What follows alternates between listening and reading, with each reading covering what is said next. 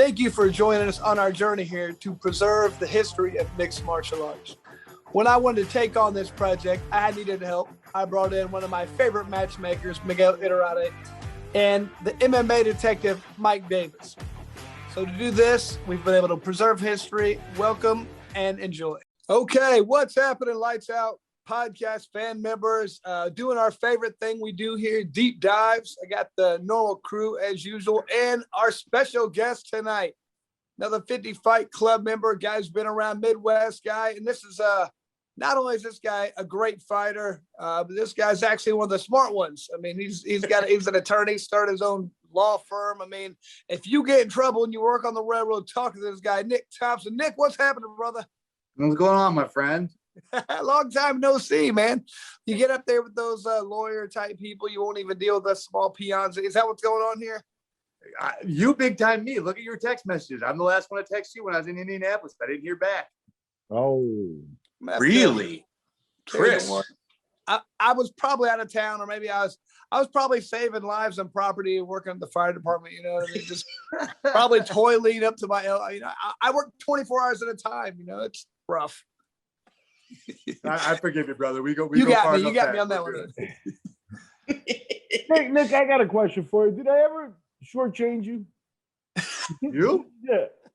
No, man. You paid me every dime you ever said you would. Okay. Dime, even 50 down to the $50 mark.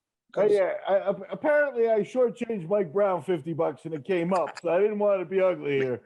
Yeah, we can't hear you, buddy. Is this Mike? Let me switch headphones then. Hold on. Yeah, there we go. Sorry about to start over, man. That was ugly. You want to edit that out, Miguel? He can't hear you.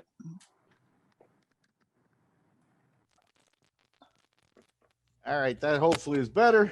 Oh, much better. Okay, and yep, I apologize about that. The first one. No, I can't hear him at all. Miguel. Nick, it's usually not like this. Yeah, it is. I mean, I do Zoom conferences all the time. This is the this is normal right now. This is a professional operation. There we go. You went away for a while. I did. So, I went away for a while. 12 years. We had Mike Brown on last week, and in essence, he explained to us that Miguel stole $50 from him. Stole's a That's a strong word, Mike. You made up for it. What did you get him, like $15,000 fights after that? Come on. Well, I think Nick, let me ask you, were you one of the guys that got the 4-fight deal? Yeah. Right. So you got the 4 fights, $100K? Oh, sure did. Man. Okay, there you go. It was crazy too. That's back when I was the UFC had offered me 6-6. Yeah. And so then Miguel called me with that offer. It was a no-brainer. I actually talked to Joe Silva after that. I think he wanted me to fight Nate Marquardt when Nate was the man, number 3 or number 4, and tough to beat. He's like, well, you know, I'll pay you 6-6.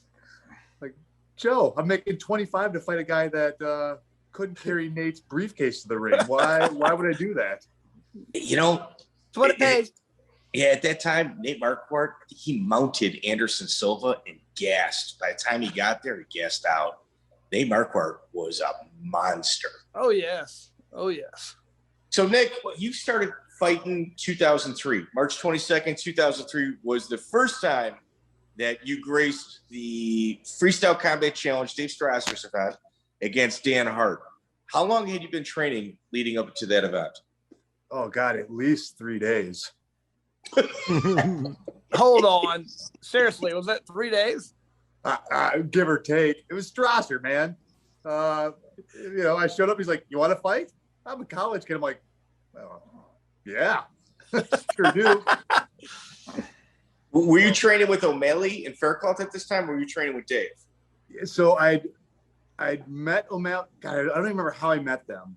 Actually, I do remember how I met him. All right, so I'd been kicked off the wrestling team at college for making fake IDs. Which is funny now. It's not funny at the time. That's apparently a felony. It was a big to do. It's apparently the statutes of limitations are over at this point, I guess. Oh, they charged me. It was a big deal because it was right after 9/11. So I got charged with a felony, and they were not dicking around about it. If you only had your law degree, then you could have defended yourself. So Well, Nick, I eventually got out of it, but it was who told on sticking you? around. Yeah, how'd you get caught? Who told on you? Who ratted you out? Oh, this is the worst part. All right, so I wasn't doing it real seriously. I had a buddy that made them, and so it was my sophomore year of college, and a buddy from high school was a freshman, and him and some girl he knew was like, "Hey, can we get fake IDs?" I'm like, yeah, sure. So I charged him exactly what I was charged by my buddy, and the girl shows up and said, "Will you take a check?" I'm like, "I guess so, whatever." So my idiot ass took a check. She gets busted using it, and they're like, "Where'd you get it from?" Apparently, she busts out her checkbook and shows like the carbon copy or some shit. Never write a check during a felony or receive a check. That's 101. Jerry Springer did the same thing. Paid for a prostitute with a check. He was a mayor at the time. Didn't work out. Information I could have used before then, Chris. Hey, if you ever need any legal advice about breaking the law, come to me. Okay. So, but it all ended well because it resulted in me getting into fighting. So I'd been wrestling for college previous to that. And so while I was on a break, one of my buddies was into fighting, One Eye Nick, because his name was Nick and he had one eye. So I went to go see him fight at Strasser. Now, why you're letting a guy with one eye fight, I have no idea. Like, that's not a good idea. But this was Wisconsin in the pre-regulation days. So I go see One Eye Nick fight and trying to impress my girlfriend. I'm like, I think I could do that. She didn't seem overly impressed, but I met up with Pat and Ron the next week, and I was hooked. I think, a week later I trained with Strasser, and then, a week after that I was fighting Dan Hart. Okay, so I was actually at this fight. Joe Jordan and Nick Aguilar were the main event that night. Am I correct? I have no idea. Okay. I don't remember what I had for lunch yesterday. Oh, okay. Well, Too many hits to the head.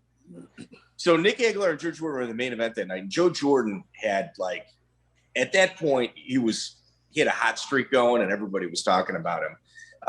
Dan Hart, however, you're 0-0. You got a few days training. Dan Hart is 9-9 with 8 of the fighters on his record going on to fight in the UFC. So Dan Hart, had one of those deceiving records. He was legitimately a really tough dude. What I really like about it, I didn't know what I was doing, so he beat me fairly easily. I fought him then again and still didn't know what I was doing, and he beat me again. So what I like about that is Derek Noble, who's my teammate, good friend. We've had we both were 170 pounders in the Midwest, so we have a number of common opponents. I beat all of them that he lost to, except Dan Hart. He brings it up all the goddamn time. Yeah, Dan was a pretty tough dude. He got a solid punch, that's for sure. I think I was the matchmaker for that show. That was your handiwork, Miguel? Putting the guy Thanks a bunch, Miguel. Thanks a bunch. I don't know. That was that was Dave's show. Yeah. I was probably working by that with Dave by then. So yeah.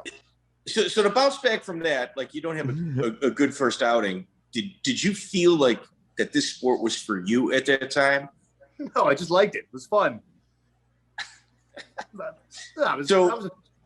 So do you remember how the fight went? I mean, what happened in the fight? I don't remember if Dan knocked me out or choked me out. I think he choked me out the second time, knocked me out the first time. Let's be very clear. I was terrible when I first started. I don't think I had a winning record till years in. I was not very good, but it was fun. Yeah, you didn't have a winning record till about maybe beginning of 2005. But when you got it, you got it. It was kind of it was like watching somebody that probably was learning how to fight in the cage rather than in the gym. And by the time they understood it, probably by your 12th fight, you're sitting looking back and you go, yeah, that first, 6-7 times I fought, I probably shouldn't have. You're saying to yourself. I'm amazed. I'm still learning when I'm in the gym. I'm better now in the gym than I ever was fighting because I'm still learning. But certainly for the first, couple of years, I didn't know what I was doing. In fact, in my first UFC fight, I tried to hit an armbar on Keith Wisniewski and I turned the hand the wrong way because I didn't know what I was doing. And so at the interview at the end of the fight, Joe Rogan's like, Nick, it looks like you had this armbar here. What happened?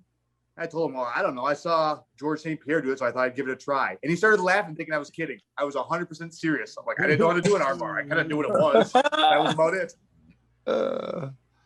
Well, so about 6 weeks later, he jumps in there, another FCC, Dave Strasser show against Kyle Helsper, and you get your first round knockout. So you get your first taste of, getting your hand raised at that point. And, I'm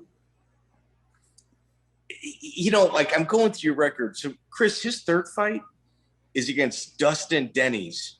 He goes by clean. Dennis. Yeah. Great black belt under Marcus Garcia. He's got victories over Marcelo Garcia, Mark Lehman, and Jeff Monson in jiu-jitsu. Who's setting up your fights again? Is this Tim Miguel again? Are you still doing this for this guy? Well, let me mention to you here. Was this the same trip that Garrity told a story about in his podcast? Was that with the heavyweights? Was that the same trip? Did you get the one with where they stuck Bronco with the tab? Yeah, Faircloth. No, this was in Wisconsin. This is in Wisconsin. No, this one was in Florida. This was the first time I've traveled anywhere else. Oh, yeah, the Dustin Dennis fights in Florida, and so I believe it's that same show, and it was a crew of Wisconsin guys coming in, filling in spots, and he'd been training for 6 months, and the other guy had a little more training than that, and the fight went just about that way. And at this point, I got to be honest with you, I don't know if Nick was at this point on the list for a 4-fight, $100,000 contract. He hadn't quite cracked that list. No, man. So Nick, when you're training right now, you got to be primarily a wrestler. Was that your game plan to get people and take them down, or you said you won by knockout the fight before this? Were you falling in love with stand-up? I mean, as a brand new guy, you think you have to go with what you know when you're a wrestler? What were you?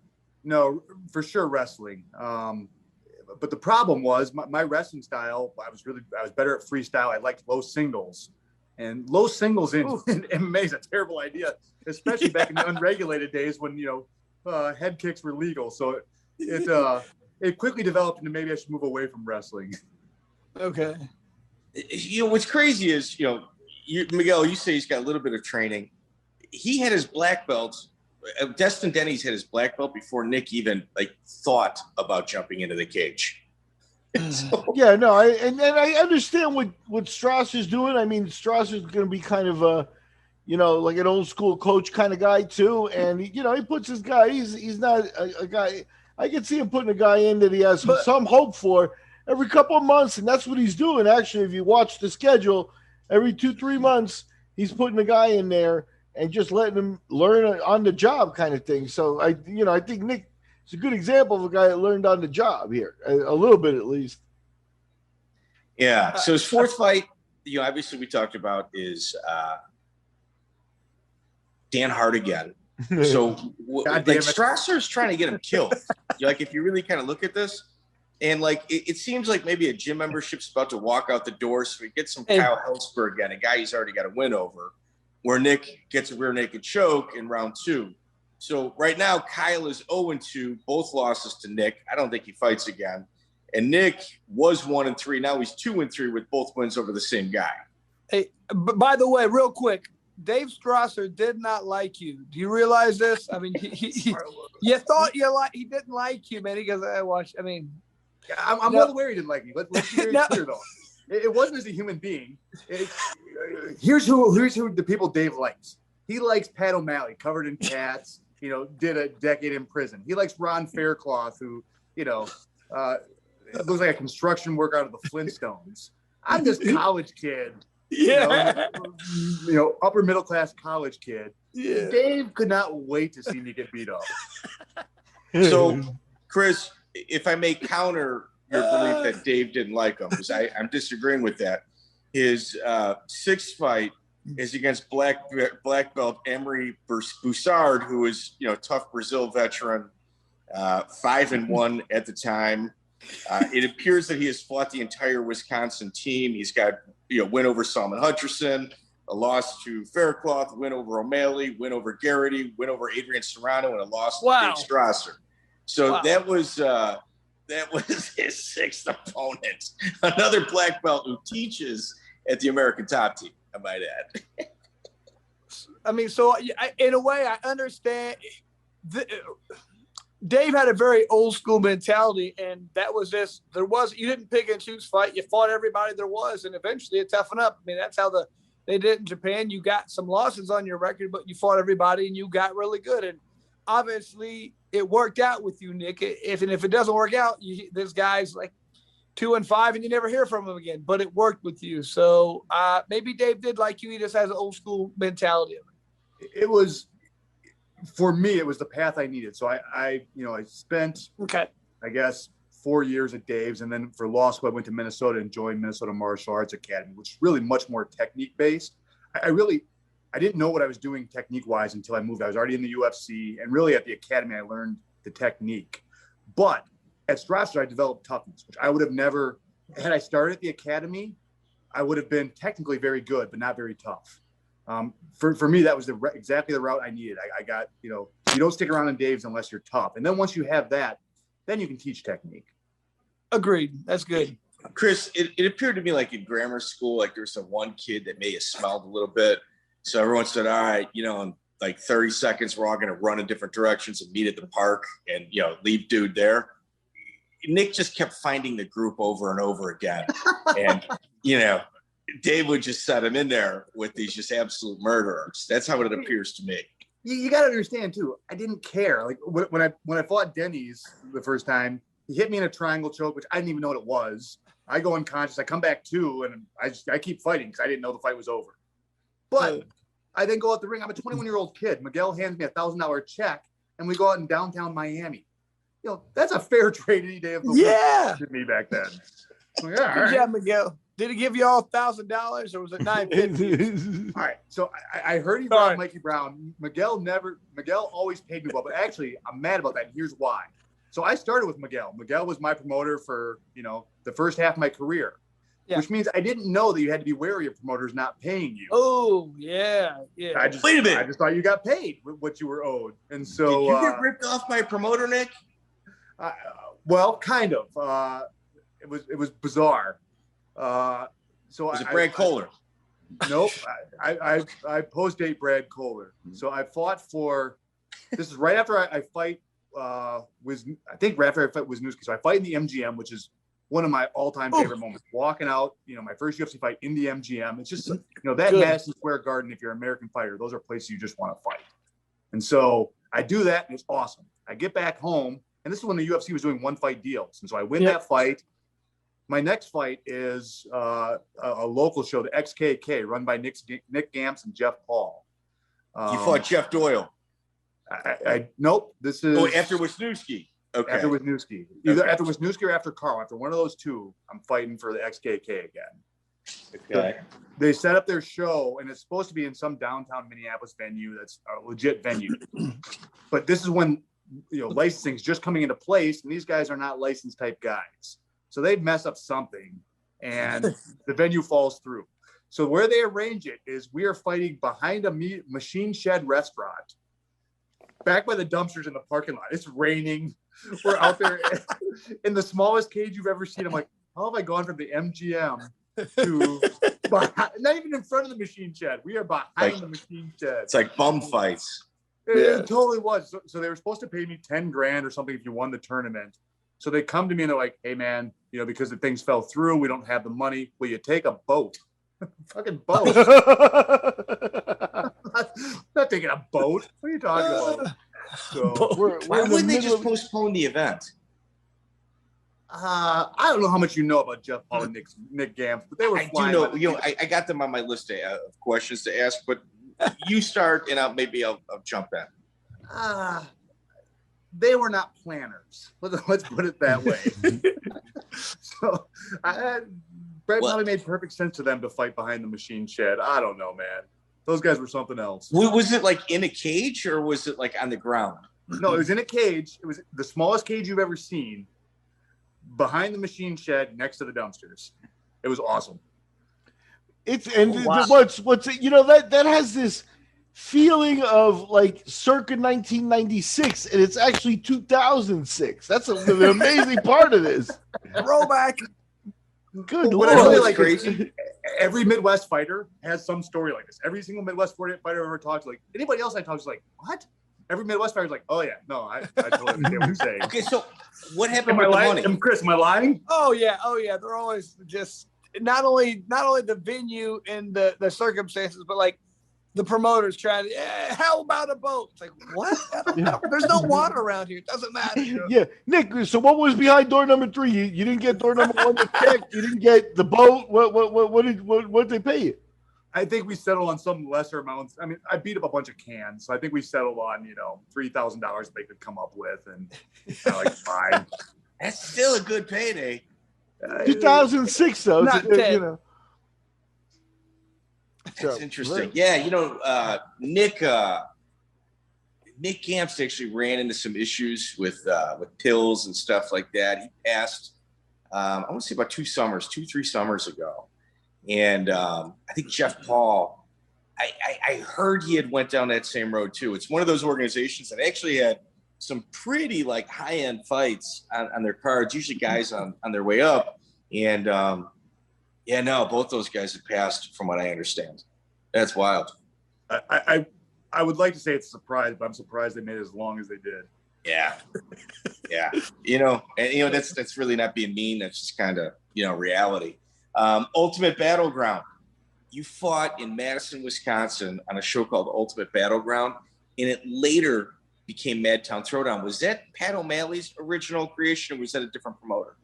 So that was a different promoter, and we fought there. And after that fight, me, Pat, and Ron talked about starting Madtown Throwdown. Said, look, if someone's going to run a show in Madison, it's our town.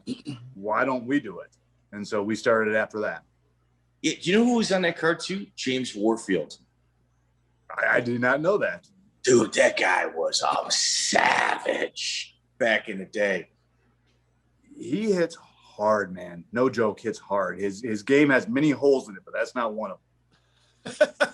Yeah, he fought in Indiana one time. Nick, I think you were cornering him at a Duneland Classic. And there's an interesting post-fight story to that. Do you recall? Yeah, so we go out. This is it's right after I fought Keith Wisniewski, so it's kind of weird because I'm hanging out with Keith. We were friends, which is number one, weird to fight your friends. But again, all the Midwest guys be like, no, that makes sense. You have to.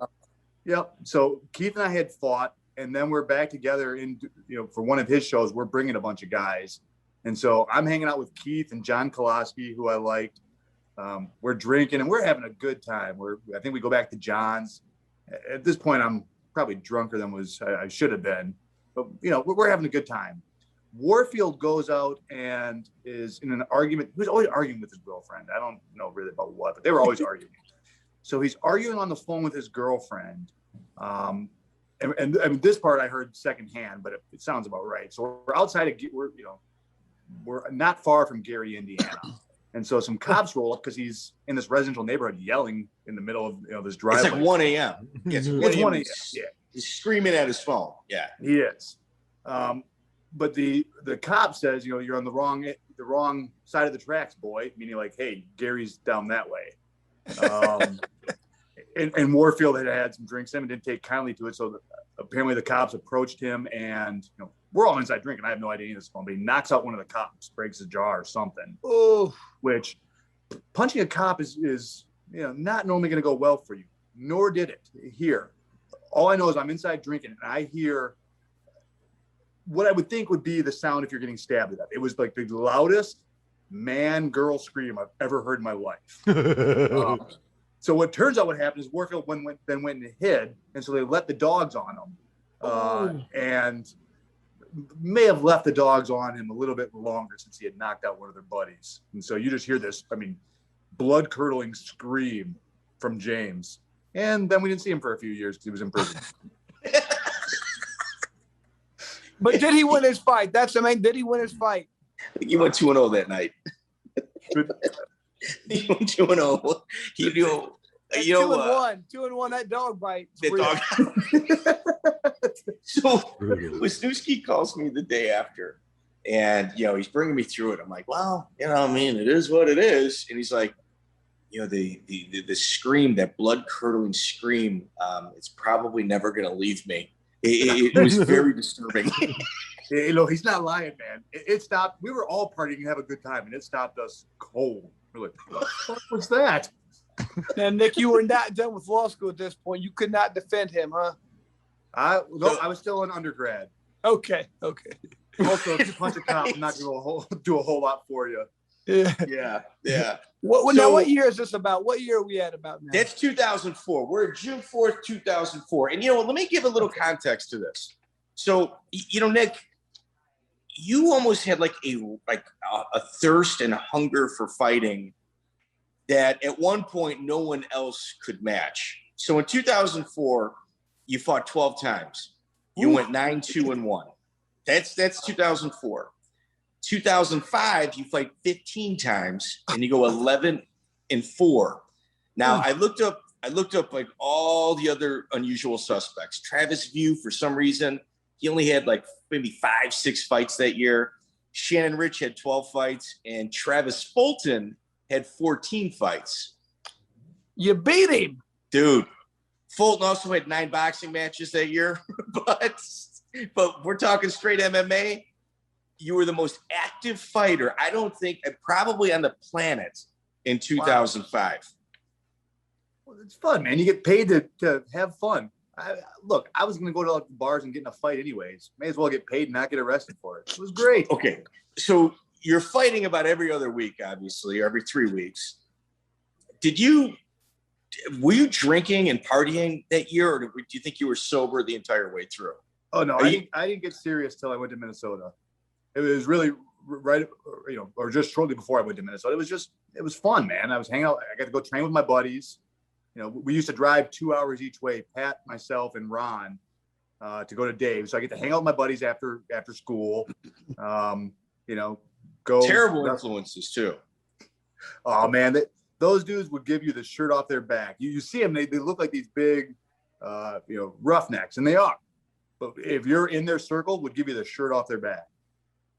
So a little context to that statement. So I'm setting up a t-shirt booth. I'm in Hammond, Indiana, Hammond Civic Center. And my brother Jimmy's helping me out. He kind of looks like me.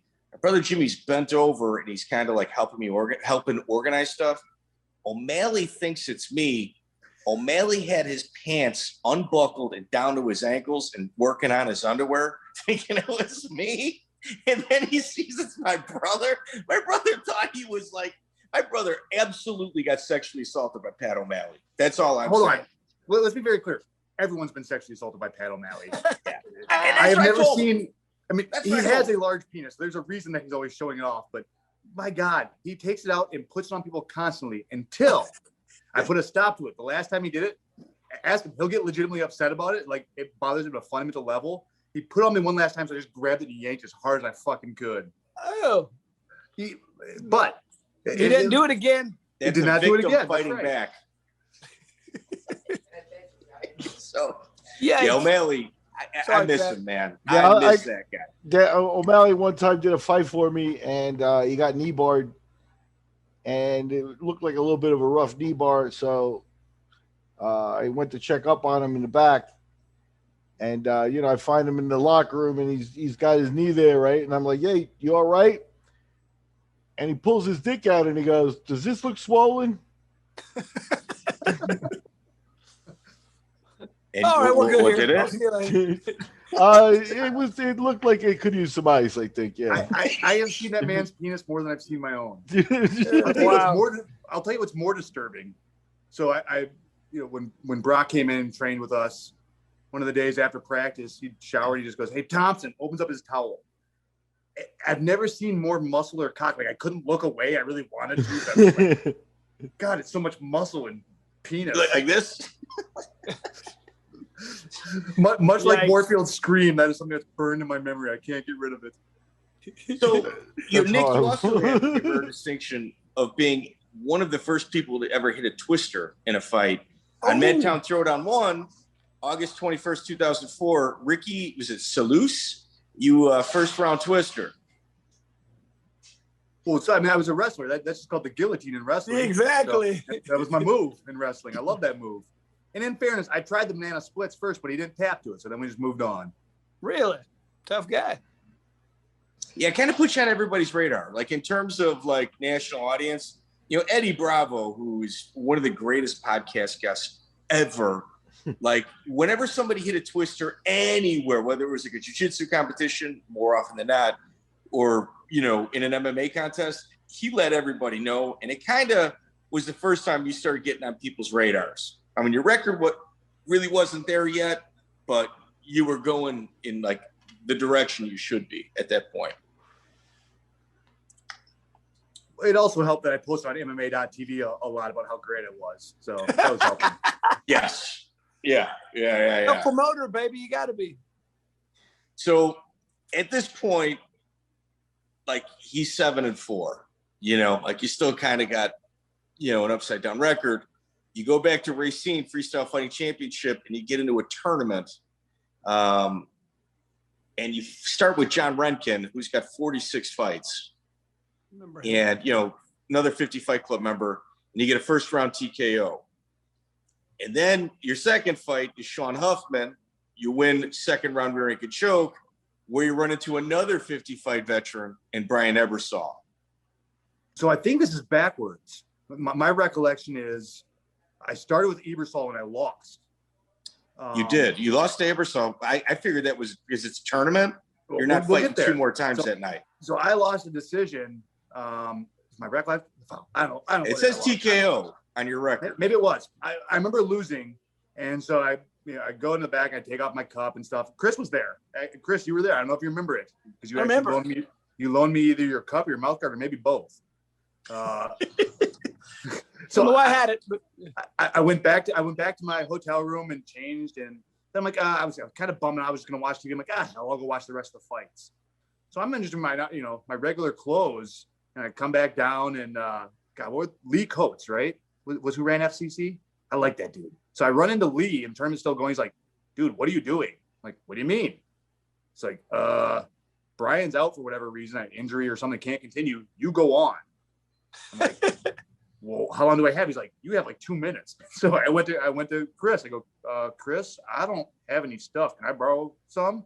He's like, yeah, dig through his bag, found me a cup, a mouth guard, and some shorts. So I went out there and fought in Chris Lytle's stuff.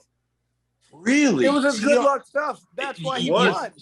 You know what, Nick? I'm reading it and I see the loss, so I put it at the end because sometimes they do flip it on the fight finders. But that's wild. And you know, man, there's a bunch of these early tournaments where the promoters, they weren't aware of how to properly, like the proper flow of a tournament. Like you got to have alternates to kind of fit in, you know, to kind of fill in. And if we're talking 2004, Lee Coates certainly should have known that. You got to remember, this is before the days of like, regulation or anything. So just because you got a concussion in round 1 doesn't mean you can't fight in round 2 back in those days. Wow. So did you get the tournament winner checked on? What was it for? Yeah. No, I won the tournament. And really, this was kind of the start of when I'm like, maybe I should really train a little more and take this a little more seriously. So still didn't amp it up all the way, but this is really when Dave kind of first had a conversation with me like, hey man, you might actually be good at this. Now, how did you say you transitioned? Like Dave made you tough, and then you transitioned over to Greg Nelson. How'd that go with Dave? Did you talk to him about that change here? Yeah, so it was because I was going to law school. I wanted to go to law school at Wisconsin, but they don't like matriculation. And so even though the U of M was better, I didn't get into Wisconsin. I got into the U of M. And so,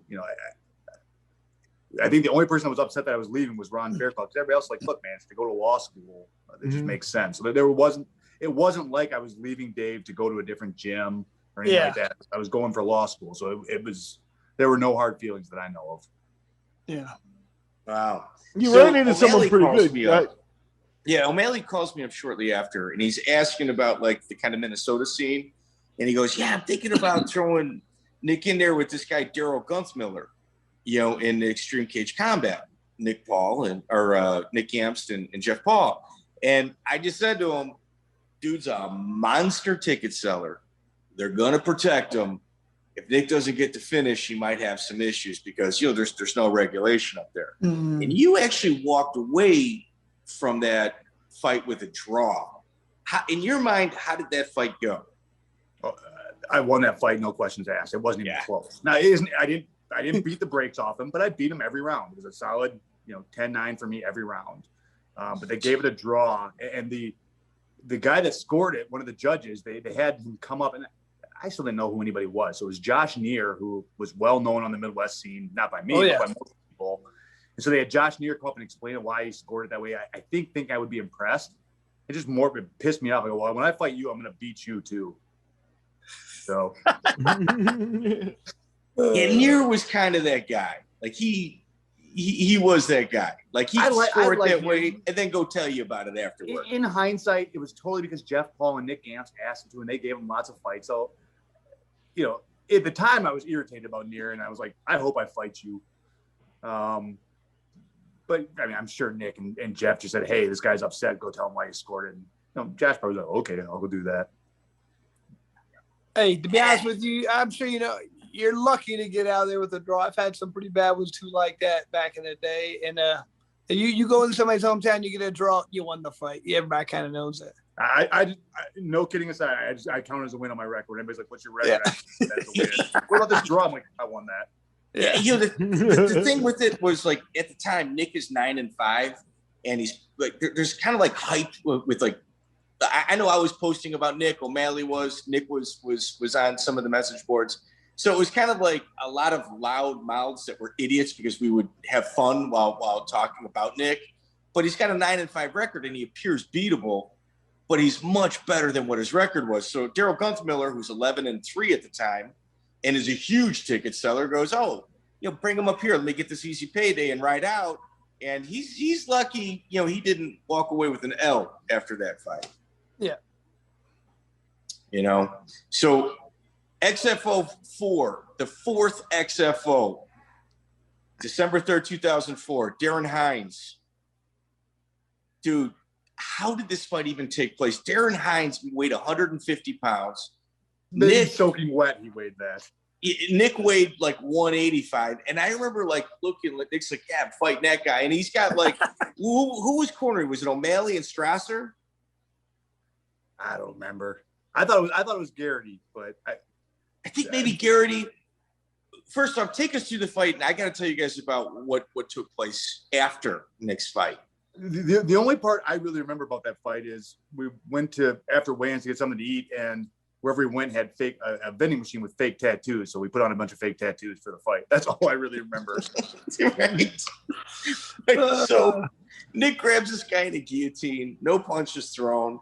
And it was almost like he just kind of lifted him up and then like he dropped a dead body. Like the guy was completely unconscious. Nick is, getting his hand raised, but it was just kind of like, I remember like Nick going, yeah, this is going to be ugly. I'm not going to pound on him. I'm just going to get in and out. It seemed like it was like a locker room switch. Like whoever you were supposed to fight didn't show up and it kind of so I think I was supposed to fight, what's his name? He's like a 500 record, but he's fought everybody in the Midwest. Dennis Reed, or is that it? Okay, yeah, Dennis Reed. Yeah, so I think I was supposed to fight Dennis Reed, and then he couldn't get out of some obligation that day. So mine's like, hey, you want to fight a tiny guy? I love fighting tiny people. Of course I do. So the thing about that is Tim Sylvia was in attendance at that event. So I remember this being at MFC. No. Maybe both. So I can tell you the MFC version because it was so Tim. I want to be very clear. I like Tim, but he's also a big fucking doofus. I do. Yeah. I mean, he's okay. I don't think he has a mean bone in his body, but he's also. I feel like he was like the picked on kid in high school, and all of a sudden he became popular and he didn't really know what to do with it once he won the belt, and so he would carry the belt around everywhere, which is hilarious if you're doing it as a joke. He's not doing it. He's not. No. No, he was pumping gas and going to the supermarket with the belt on. Oh, wearing it everywhere. Which, let's mind you, I would do that, but I'd be joking about it and find it hilarious. He was not joking. Yeah. So we're at MFC with Pat and Ron, and Ben Rothwell had just left and gone to Miletich. So him and Ben are there together. And we are clowning on, we always clown on Rothwell. And so now we're clowning on Sylvia because they're together, right? It's no animus towards Sylvia. It's how our crew is. Frankly, if we're not picking on you, we probably don't like you. People we pick on, right? That's what we like. So we're picking on Tim, and you can tell it's really getting under his skin, right? So then we're at the MFC event, and there's a bunch of people, because he's the UFC champion at the time. There's a bunch of people waiting to take pictures with him. And so me and Pat go, "Hey, Tim, can we get a picture?" And he's like, "Oh, yeah, now I'm the man, right?" He's like, "Well, sure, guys." So we hand him the camera, and me and Pat pose like this. Like, "Fuck you guys," throws the camera. Okay. So at this XFO,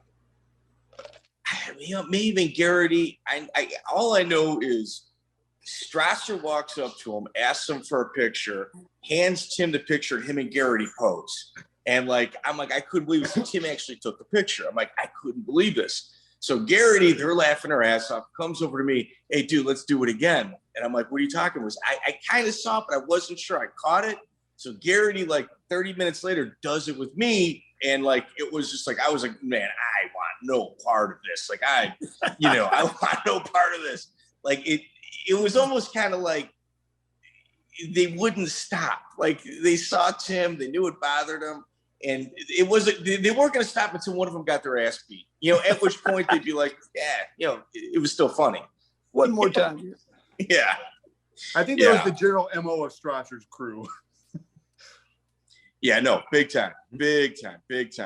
So, you're at this point now, we go into 2005 where you go on this incredible run. Your 2005 run is bonkers. I think, there's a few people that can keep up with it. Jake Shields had an amazing run. There's a couple other guys that can kind of, keep up with it at different periods. Obviously not at that year, but it starts with Jesse Chilton, who was 2-0 at the time, but he ends his career at 11-3, and his only losses were to UFC and Strikeforce veterans. You walked away with a W at that. Were you surprised with how well he did after your fight, based on his performance against yourself? No. So we were told that he was really good. And so, Chris, I thought he was an Indiana guy. He trained with me. He's one of my guys. Yeah. So we had no illusions that he was really good. We were, Dave's probably from Chris, said, "Hey, this guy's legit." He was good. Yeah, he was a good guy. I was disappointed when he just kind of lost interest, but he was legit. Yeah. So, Nick, how many of these fights were last minute for you up until this point? All of them.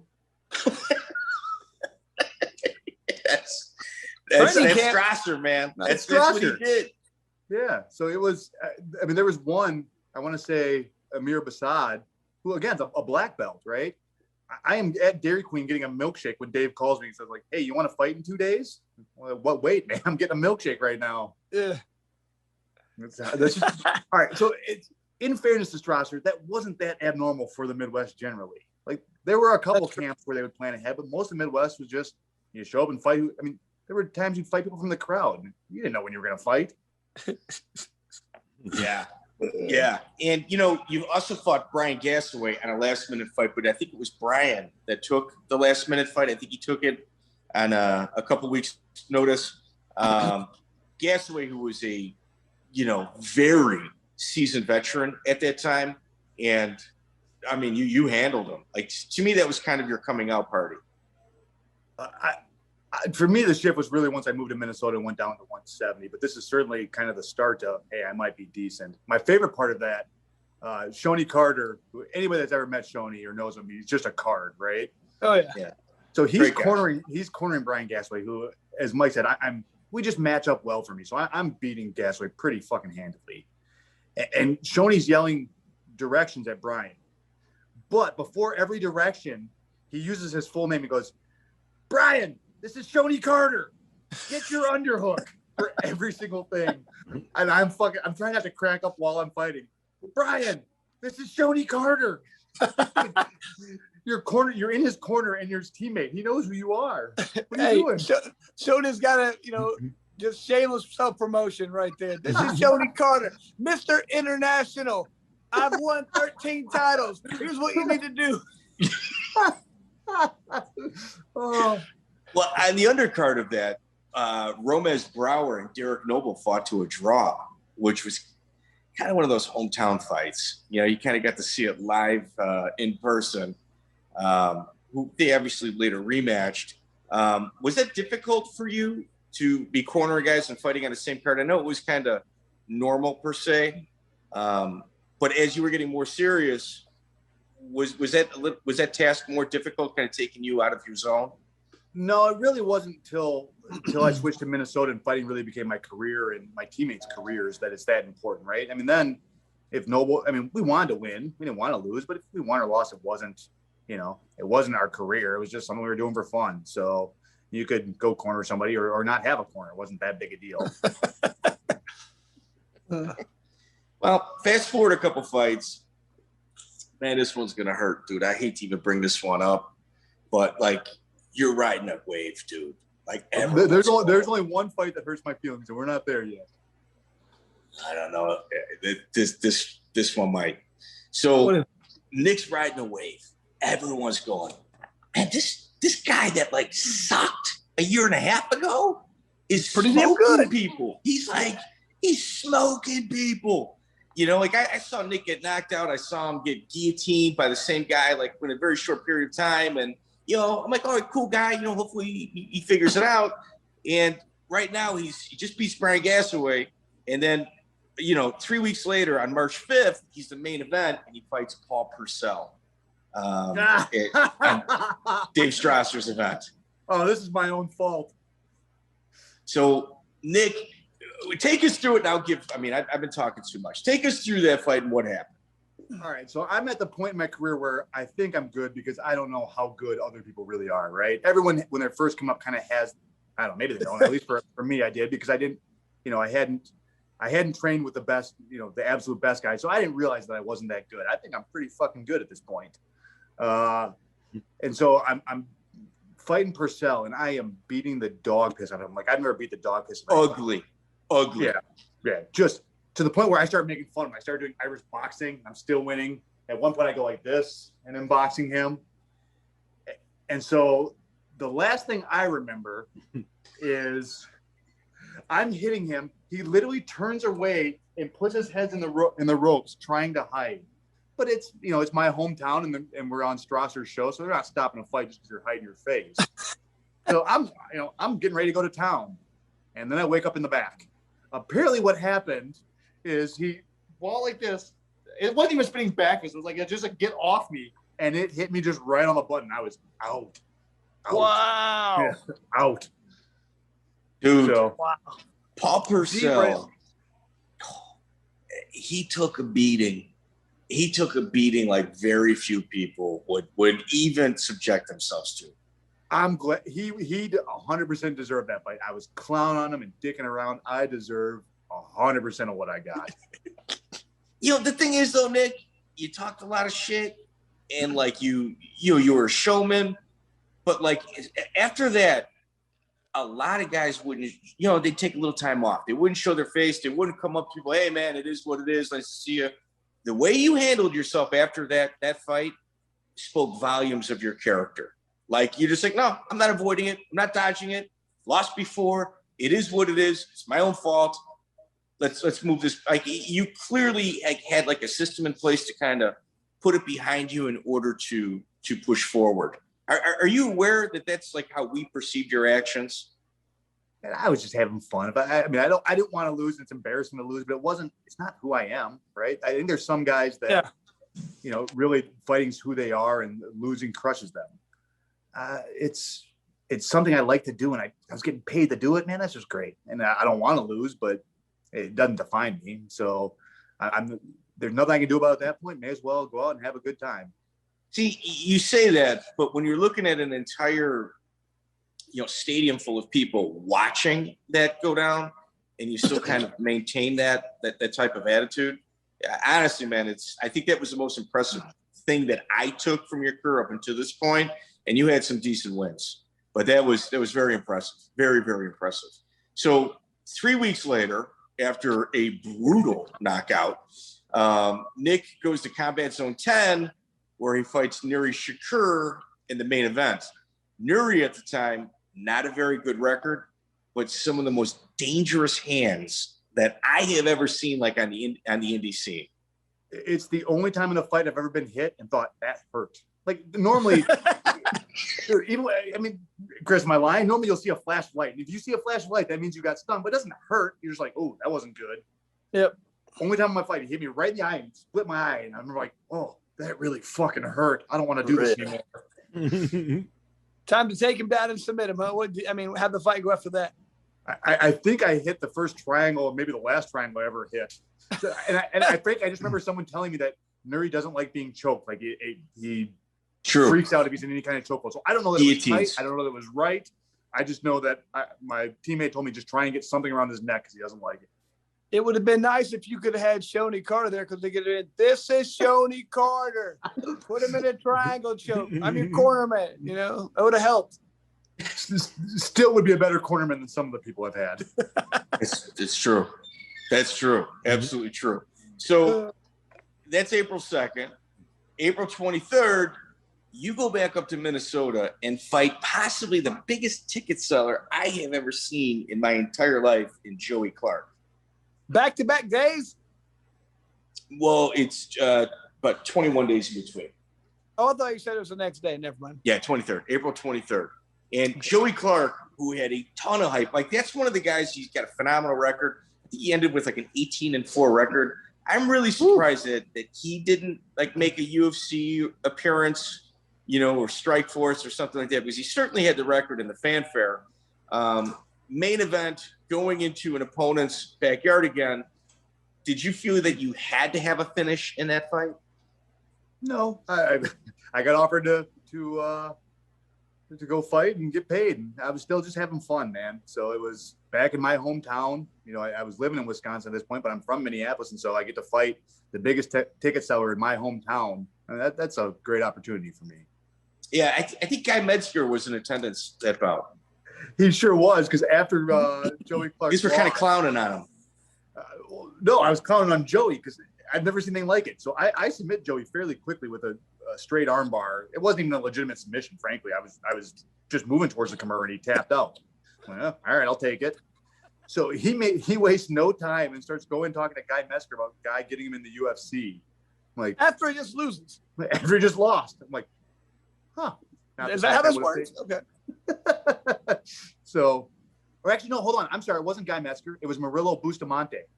That's who it was. He went up to Murillo and asked, like, hey, can you get me in the UFC?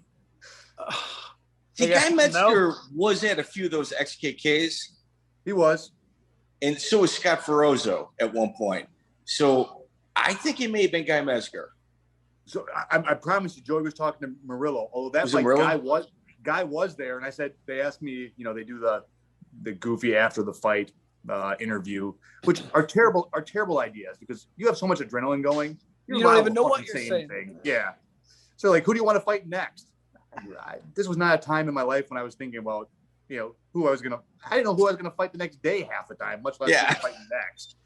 And so I looked around, I saw Guy Metzger. I'm like, I don't know, Guy Metzger.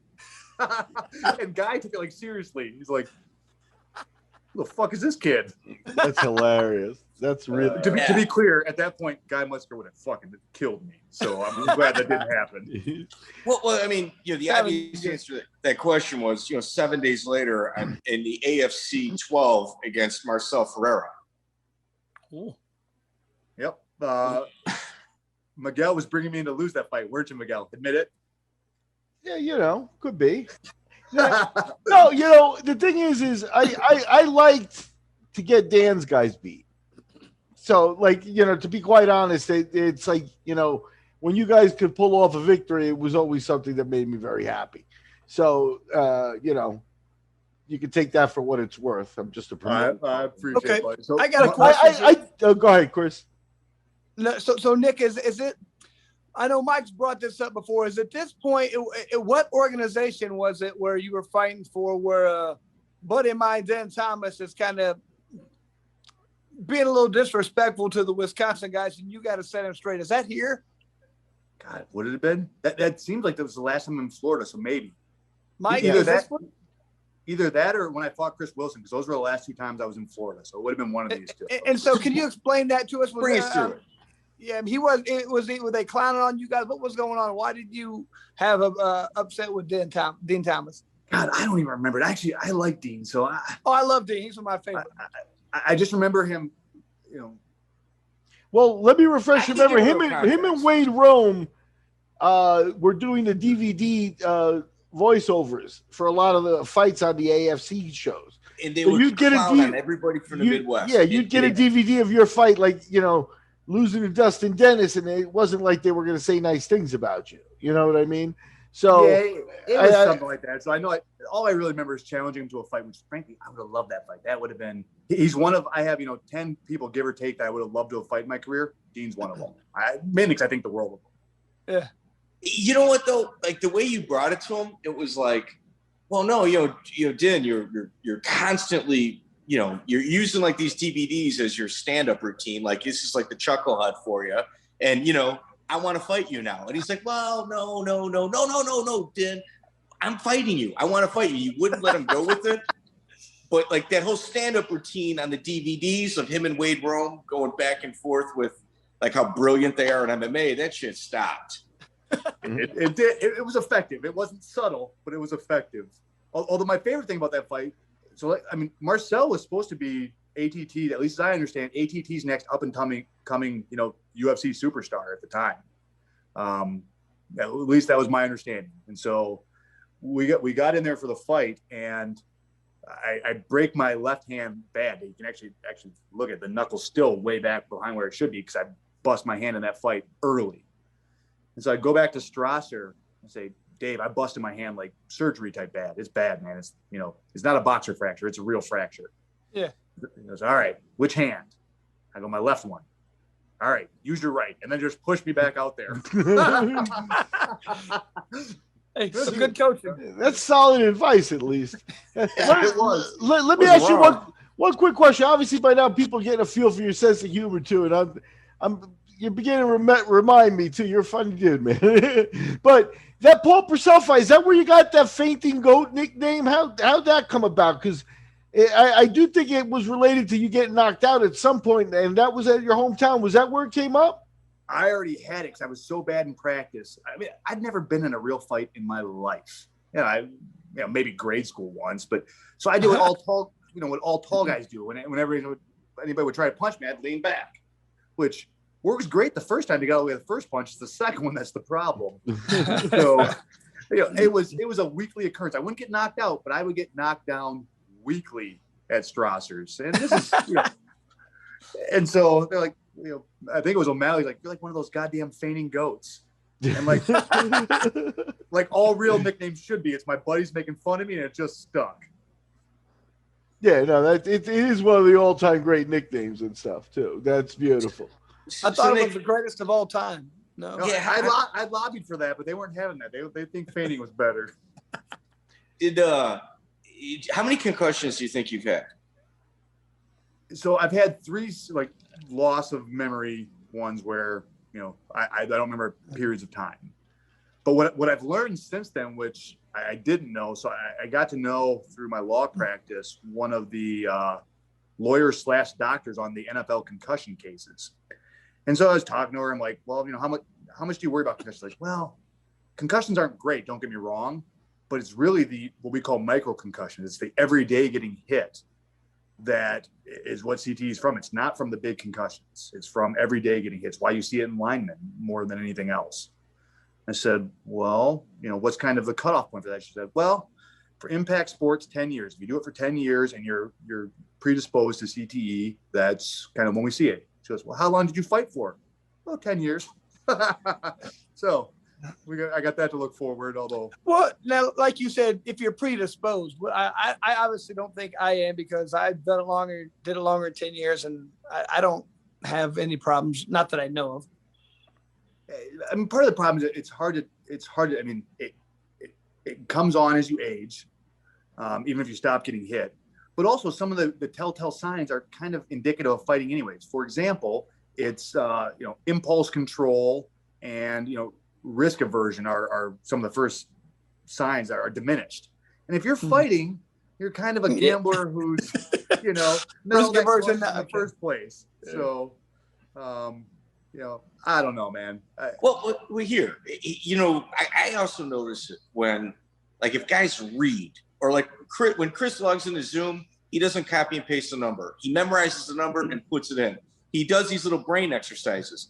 I've noticed that guys that do like reading or brain exercises or continuing to push themselves and stimulate their brain, they tend to fend that stuff off a little bit longer than the other people kind of just coasting. Yeah, I mean, I've talked to that lawyer / doctor a bunch about what can you do? Because I was worried. I don't want that to be the case. You hear what those guys go through, and it's horrific, and what it does to their families. And so, I don't want that to be the case. But more or less, the truth is, if you're going to get it, you're going to get it. And I think I would train smarter. But even if I knew that I was going to get it, I probably still would have fought because I had so much fun doing it. So yeah. It is what it is, and if that ends up being the case, I guess it's a fair trade. Yeah. Have you looked at some of the alternate treatments in regards to it, like psilocybin? Well, I've looked at that, not for treatment reasons. Well, they say it increases the plasticity in between like your the quadrants of your brain, which is supposed to help, like microdosing, like particularly. Well, if that's the case, I'm going to be good to go, my friend, just by happenstance. Yeah. Well, what about something like stem cells and things like that? Have you considered that or thought about it? Or I haven't really considered anything. The last I heard when I talked to the lawyer / doctor, she gave me one supplement. She's like, this might work, but they really just don't know enough. They're just learning, and so lion's mane is supposed to be real good. What is lion's mane? Is that the supplement you were talking about? I don't know what it is. She sent it to me. I've got a jar that I take every day just to be, if it helps, I don't mind. I take a bunch of other supplements anyways. So you passed the bar. So at least, you're doing all right there. But Mike, you want to, before I take over the interview, I'm going to let you get back on track here. Oh, no. Hey, you know what, dude? I mean, we've got other fights we can talk about. The headline of that fight of AFC 12 was Joe Lauzon versus Jorge Masvidal. Masvidal's a guy that, fought a couple of your teammates. Fought Nick Aguilar, and he fought Brian Garrity, both of them down in Florida. I think every single person that has fought Masvidal will tell you he's the hardest hitter they've ever gone against. So I remember being in that fight in the back with Joe. I really liked Joe. And we're talking, Joe was little. I mean, he was a 45-pounder, and they didn't have that back then. And so he's fighting a bigger guy. And, Joe must have been 18, 19, just a young kid. And, everyone else there were several guys in the room that had fought Masvidal, and they kind of know what's about to happen. And so, but, you don't want – you're trying to keep an elevated mood because Joe's going out there to fight. But we all kind of know what's going to happen. But, man, Joe lost that fight. Boy, did he earn my respect. I mean, I think anybody that watched it, I could tell Joe was going to be a superstar from that fight. That kid is tough as fucking nails. Mike Brown, we had Mike Brown on last week, and he's just like, kid lives right down the street from me. Of course I think he sucks. And then when he beat me, it just, he said it destroyed him. He almost quit fighting after that. I didn't know that. Joe Lowe, I have nothing but respect for Joe. Yeah.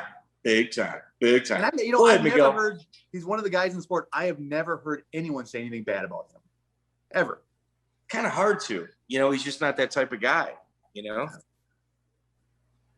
Now, I can't help but think of a couple other funny things that Nick Thompson did here. Nick, I'm going to give you a chance. The GOAT, greatest of all time. You actually came face to face with him and made fun of his shirt. Well, that was accidental. Why don't you tell people about your interactions with Fedor? Lose you? No. Uh-oh. Trouble. I'm here. Nick's here. I'm here. We lost Nick right when I asked him about the Fedor question. There we go. Hey, you're back. Yep, I'm back. So just tell people about your interactions with Fedor, and you shared a shirt and that whole thing. I just think it's hilarious. So I've got two different Fedor stories. The first, one of the highlights of my career, I thought it was hilarious to get pictures with famous people and famous fighters with them holding me. Like, I jump up on them and hold me. And so one of my favorite pictures is Fedor Emelianenko holding me like this with my arms wrapped around him. Love that picture. That's great. So then when BoDog had him be the main event and me be the co-main event in St. Petersburg, he has the #1 Fedor Nobody Beats Me shirt, right? So I thought it'd be hilarious to have American Fighter make a half my face, the #4, and almost Nobody Beats Me, which is fucking hilarious. Yeah. And so we're wearing that in Russia, and Brian Garrity comes to me and goes, "Dude, I'm not wearing this shirt anymore." I'm like, "Dude, we're about ready to go out to the fight. What the fuck are you talking about?" He's like, "Fedor and his cronies are staring me down, like look like they're gonna hurt me." I'm like, "Oh, they're just Russian. Everybody looks angry in Russia. I don't. Yeah. I don't want Hold out. It's cold there. Yeah. Right. They just always look angry. I don't know." So we then go and talk to the translator, and he thought I was like ripping off his shirt idea. He didn't realize, because he can't read English, so he didn't realize that I was, it was a play on his shirt. And so then it was explained to me. He loved it. We traded shirts, and he thought it was great. But for a little while, Brian Garrity thought he was going to die at the hands of Fedor. Although I'll tell you who's scarier. So Alexander was there too. Alexander is so much scarier, like legitimately Really? scary dude. So Fedor, he's the greatest fighter of all time in my opinion, but he's 6'2". He's 220 pounds. He's not Physically impressive. if you just saw him, he's not overly menacing. Yeah. Alexander Emelianenko has a look that lets you know he's killed people and may kill you at any given moment. He was being as nice as he could to me, so he had his translator tell me how much he liked me as a fighter. And the whole time, I'm just trying to make sure I don't say anything to offend him, because I am terrified. He's one of like 2 or 3 fighters I've met who, even if they weren't that great fighter, I was terrified of them as a human being. Like him, Lee Murray. There's a couple of others that you're just like, dude, there's something different with you, man. I don't want any part of. The thing with Fedor, it's like he's the kind that would kill you quick, where his brother seems like more of the torture type. There you go. Big difference between those two types of murderers. Yeah. He would take a lot of pleasure in it. Oh, I'm always disappointed when I see the younger fans talk about the greatest of all time and they mention anyone other than Fedor. I'm like, he's at least in the conversation, should be in everyone's conversation. I mean, I don't. In his heyday, there were other fighters. George St. Pierre is amazing. Anderson Silva is amazing. Dan Henderson. But at least I knew what the game plan was, right? If you fought them, I might lose, but I know against St. Pierre, I'm swinging for the chin as hard as I can, like Matt Serra. If I'm fighting Anderson, I know I'm trying to get the takedown and roll that way. I'm probably going to lose, but at least know the plan. I don't even know what the plan was against Fedor, except just don't die. Like, I don't know what you do against him. Yeah. So Nick, about what time frame are we looking here? What time when you're going to Russia and fighting? So I've now been in Minnesota for a couple of years. So now it's my career and I'm pretty serious about it. So about 2006, 7, 8, what about? This must be 8, give or take 9. Okay. So we've passed some time. I was going to say, I remember when probably 2006, we were doing tryouts, or we went and interviewed for The Ultimate Fighter, the comeback. I remember that. And I remember you were in my group, and I remember thinking, this is going to be fun, man. I was hoping you'd be on there with me. I remember we had a fun time just driving around and going and doing all our testing, all that shit. I was like, oh, yeah, this is going to be a fun time. I was not very happy when I got in the house and didn't see you there. Yeah, we played poker after we both interviewed, and then we went and spent the rest of the night playing poker. I remember that very well. I was kind of shocked I wasn't on there because I was a college kid. You're a good personality. I remember I'd never seen this before. We were driving around. You pulled off your flip flop and you had a beer thing. You opened up our beers with your shoe. It's like, oh damn, that's a good invention right there. It was great. So. It was the second time I was out there. I was also out there. Me and Eddie Alvarez and Von Flew were all in the back when they needed a replacement. I guess what was that, season 2 or whatever. So the second time they turned me down. Damn. Yeah, I wonder what the reason was. Did they ever give you a reason? Nope, no idea. Hey, you slipped up. Where'd you meet Lee Murray? God, where'd I meet him? I just met him in passing once. I must have been at a UFC something with somebody else. It wasn't one of my fights. I just remember meeting him in passing, being like, dude, that dude's scary. Man, I remember I fought in the Cage Rage over there, and he was there, and it wasn't a couple months later when the news came out about him in that robbery. It's like, how have they not made a movie about him? I don't understand. That's what I'm always wondering, man. That's like one of the greatest stories ever. Really, I think in Europe they can't glorify. It's kind of like narco traffic in Mexico. Like the narco traffic movies are all made up here. They're not made in Mexico. Make it here because they can't glorify it. I think there's some sort of law prohibiting it. I can't remember who told me that, but I know somebody did say that to me at some point in time. My favorite part of his whole story is when he flees to Morocco, buys a mansion, and gets a mural painted. I don't know if you've ever seen this mural. Oh, yeah. Did you ever see the statue? No, the mural's him submitting Jorge in the UFC. The mural is the worst mural I've ever seen. It's fucking hilarious. You know, I did a little deep dive on him about 4 months ago. I guess he's fathered a few children since being locked up, and they have not recovered the money yet. There's only about 67 million pounds missing or something like that. Yeah. Huh. So, Nick, what about your first time to Japan? June 11th, 2005. So April 30th, you headline against Marcel Ferreira. And, you know, a few weeks later, or no, I should say about a month and a half later, you're main eventing against Yushin Okami in the greatest common multiple. Yeah, so I take down Yushin, and as we go down, I'm on top. I just separated my shoulder. I couldn't get to pop back in. It was just sitting there out of the socket. I never had that happen, so I didn't know what was going on. But I was like, something's seriously fucking wrong. So I tapped out. In hindsight, I shouldn't have. I just never had my shoulder separated, so I didn't know what was going on. And as soon as I tap in, it pops back in the joint. We go in the back, and the promoter's pissed. Like, what was that? Because now I'm fine. Once my shoulder's back in joint, I'm fine. He's like, you know, are you okay? I'm like, yeah, I'm totally fine. He's like, well, why'd you tap out? I'm like, I don't really know. So the promoter's pissed at me. I'd never had my shoulder pop out. I'd never had a stinger, so I didn't know what it was. It was you know, one of the few times in a fight, I was like, something is seriously wrong. You know, what do I do with this? And I should have stayed on top longer, maybe figured it out. But I don't know, man. I didn't know better. So I tap out. I then go corner Dave Strasser fighting. He gets knocked out, which it happens, part of the game. Except he keeps raising his hand after the fight, after he's up, because he thinks he's won. And so we have to keep putting his hand down. You did win, Dave. And he'd be like, oh. And then Dave, hand down.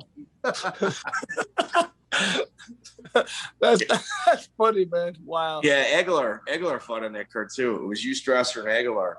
All right, so you know, on the Fight Finders, they're calling that an elbow injury 30 seconds in, and then the following week you fight Dave Herman in a Dave Gardner promotion called Hand to Hand Combat, and you also lost to that due to some sort of injury. Yeah, Ed's the reason I moved down to, or cemented this time to move down to 70. So we were fighting, and I knew of Ed and actually ended up training with him down the road and really liked him. He hit me in the same exact shoulder. I mean, he was beating me anyways, and he was just too much for me. And then he landed an elbow on my shoulder. I took it back out of socket. So I popped it back in and kind of knew what was going on more, but lost that fight. And you know, that was really a realization I needed to move down to 70. Ed was just too big for me. Yeah, Herman was a savage, dude. That dude was tough as nails. Yep. Yeah, he really was. You know, fast forward a couple fights, you fight another 8-man tournament for Lee Coates again at the Freestyle Fighting Championship. You got Dustin Hazlitt in the tournament, Victor Moreno, and yourself. So it was kind of, I mean, there was some, you know, good competition there. I mean, it was kind of like the drop off was really big, but between the three of you guys, well, all three of you made the UFC at some point. And they put you and Victor Moreno on the same side of the bracket. Why don't you take us through your thoughts of entering into that? That was my first time moving down to 70. And it was so much easier at 70. You know, I really, ground and pound was where I think I was always best. And now I had the weight behind my punches and was more easily able to keep guys down. And so I just remember being surprised because Victor Moreno's those guys are no joke. Those are some good guys. And it felt, I mean, easy is not the right word. Anytime you're fighting somebody skilled, it's not easy. But I felt like I could control things more. Maybe that's the right way to explain it. I just felt like I was much more in control than I had been previously. Yeah, you know, the thing is like your first fight's Chris Conley. You get the decision against Conley. You pace yourself. You know, you're kind of figuring things out. Your second fight against Victor Moreno, guillotine choke, round 2. And then in between, you're expecting Dustin Hazlitt has got like two nobodies, guys that just they never really amounted to anything. And Derek Keesley has probably the greatest night of his life that night and beats Dustin Hazlitt in a decision. Like he ended like 5-5, and like the 5 guys he lost to for like less than 500 fighters, some of them. So it's not like he fought 5 super tough guys. It's just, I don't know, you know. So I mean, maybe for Dustin me, Hazlitt. For me, that was super scary because, you know, I knew who Dustin Hazlitt was. I was training under one of George Gurgel, which is who Hazlitt trained with, one of Gurgel's black belts. Yeah.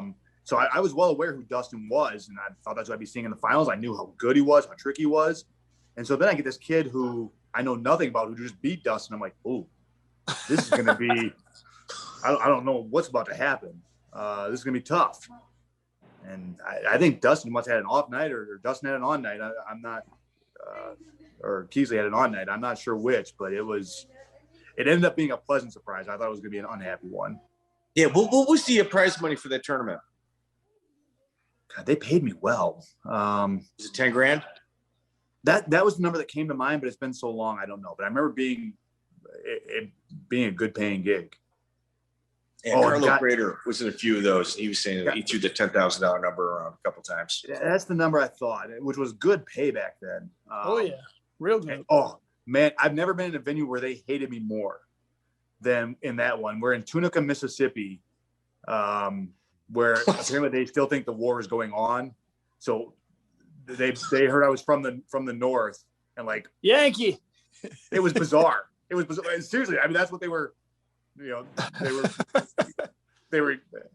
It had to be really confusing for them when I was fighting a black guy in the finals. They didn't know who to cheer for. I guess it was bizarre. Was Minnesota even a state back then? I don't even know. It was strange, man. And then somebody came up and asked me, this woman and her husband, I guess, came up and asked me if they could have my nut cup and I'd sign it. I'm like, no, no, that's weird. Your jackstrap? Yeah. Now, dude, did you use the steel Mississippi, baby? How kink written all over it. How often did you use that steel cup? You used a couple of times at least for all me. the time. That thing was great, man. It was as much a weapon as it was protection. Well, talk about what happens wearing a steel cup during the weigh-ins, because a couple people weren't ready for that. Well, look, you want to make sure you make weight. You can't have all that excess clothing, so you just wear your protection. That's it. It covers all the necessary parts with a string up your ass, albeit. I mean, Nick would come out, do the pose, and then when he got the chance, he'd switch so that his butt side would be the camera side, and he would do this on purpose with the iron cup. I remember talking to Calvin about it when I fought in Canada. So Calvin Ayre is throwing all kinds of money at us, just treating us wonderfully. Oh yeah. And so we're up there, and he's like, Nick, why are you doing this to me? I'm like, what do you mean? He's like, we are trying to market you, and you're doing things like growing a hideous beard and smoking cigarettes as you're coming out to the ring, or weighing into your jock strap. Why? Like, I don't know. I thought it was hilarious. He just shakes his head and walks away. Aww. I mean, it's kind of weird. You and Dave Strasser were in the same place for a long time, because you both, very similar right there. Then yeah, Chris used to question whether you two were the same person or not. My favorite Strasser story, the first time we're down in Costa Rica for BoDog. I mean, dude, it is nice as anything. It's still one of the nicest places I've ever stayed at. They are taking just wonderful care of us. They're treating us like, first-class athletes. They've got, great camera setup. They've got the set built in the hotel to make it look like it's a jungle. And Strasser is dicking around nonstop. He paints himself up like a cat and keeps jumping out at people while on camera. And they're getting pissed because they're trying to have they're like, dude, we have spent a ton of money. We're trying to, promote your guys, by the way. Please stop. Dave is not stopping. So finally, they tell him, if you do one more thing, we're kicking you out. So Dave's like, all right, fine. So he goes and he's now behaving himself. He stands on this box. He's a sad cat now. Now he's a sad cat. He is. He's a sad cat. So he stands on this box in the corner of the room because he doesn't want to get kicked out. So he's standing on this box just watching the fights. The box collapses. He grabs what's behind him, which is the curtain of the set, pulls down the whole set. Oh, they're pissed. They go over there like, that's it, Strasser. You're out of here. And it was the one time he was not goofing around. Now, let me tell you here. Like he said, it's a BoDog set where they've got like, certain things they got to meet. One of those things was models, right? They had like a lot of models there. And there's a makeup booth with like makeup people who are, probably charging a good bit of money to keep the girls with their makeup fresh and stuff. And I walked by, and Strasser's sitting in the makeup chair getting himself done up too. Come on, man. Okay. Now, Mike, was this the same event where Strasser's like, I'm going to show you how to get out of a rear naked choke, and then he did that every event. He did that every event. So Nick, there was a bit of theater with Dave Strasser. Like part of practice for you guys was doing some sort of like play, I guess, some acting. Where Dave I don't know anything about this. He would pull somebody so he could demonstrate a move. And sometimes it was like a reverse Kimura where a dude's ass was like in his face or his ass was in somebody else's face. And then he'd be like showing like the commission, like, what about this move? And he'd be like yelling into somebody's ass, while waving his other hand. Like it was just his Strasser. True story. That wasn't practice, but at fights he would do shit like that all the time, which was hilarious when we were, when we were just goofing around. When I started becoming my career, it became less funny. When I fought Wisniewski, at this point it's my career, man. I'm being serious about it now, right? So I fight him in the UFC. At the time, Zions and Right Guard were big sponsors of UFC. So Dave, my corner man, to help me, is yelling things like, "Hit him with the Zions right, give him the Right Guard left." Dude, what the fuck are you doing? It's time to be serious, Dave. I used to think it was all an act. It's not, man. That's 100% who he is. It's crazy. Yeah. That's a classic. Also in that same fight, so it's the three people cornering me are Pat, Ron, and Dave. Dave's yelling, that kind of advice. You got Pat's, smoky, gravelly. Sounds like a frog. Advice. Yeah. And then you have Ron, who we were friends with Keith, like him a bunch. At some point, he starts feeling bad for Keith in the third round. So as we're fighting, I hear him yelling, my own cornerman yelling, "Hang in there, Keith. You're doing fine." Stop it. Keith looks over like, what the fuck? As do I. I'm like Keith looks at me like, dude, are they fucking with us? I'm like, no, they're not. That's a classic. Now, do you know the story? Like, I mean, originally Strasser, when he was coming up as a youngster in the 90s, he was originally at Iowa in a Miletich's gym for a little while. Have you ever heard the story why he was thrown out of Miletich's gym? I didn't know he was thrown out. Oh, I heard he was thrown out. Now I'd like to hear this. Why? Well, apparently Pat was, trying to get a family to join the gym, and Strasser, and I don't know who the other guy was, but he shows them a room, and these guys are wrestling, trying to take the other guy's underwear off. You're not gonna fit in here. You need to leave. Apparently, they didn't get that membership that day either. I don't know if that's true or not, but maybe we'll have Dave on. That sounds. It absolutely sounds plausible. Yeah. Did he call out Miletich as well at one point, Miguel? I remember you mentioning it to me at some point. Yeah, I think in the 90s, after he left there, he had a little bit of Dave was not a guy who was shy. There was a kind of a picture that came our way of him standing on the cage after a win, pointing at Pat and like calling him out. And Pat would have looked at him like a student. So I don't know, they never fought. So I don't know how that went, but yeah. That's a little Dave lore. Let me ask you, we got there to that tournament you won. And then after that, you got Josh Neer, who was a judge for one of your fights. Go back, go back. Man, all right, that's where I'm at. I'm literally right there. So speaking of Miletich, Josh Neer moves to his camp, kind of becomes friends with those guys. And you fight on Xtreme Challenge 64. It's October 15th, 2005. Now, you beat Josh in the second round, but man, there's certain times in fights where guys experience some refereeing that might be a little suspect. And how they handle receiving the information tells you a lot about it, about who they are as a fighter. So why don't you bring us through what you perceive happened, and then we'll kind of talk about what we saw later on. So Neer fight's one of the better fights I had, especially I just moved to Minnesota and was really for the first time learning really solid technique. And so actually when I went down to fight Neer, a couple of my teammates in Minnesota were like, dude, he's going to get his ass kicked.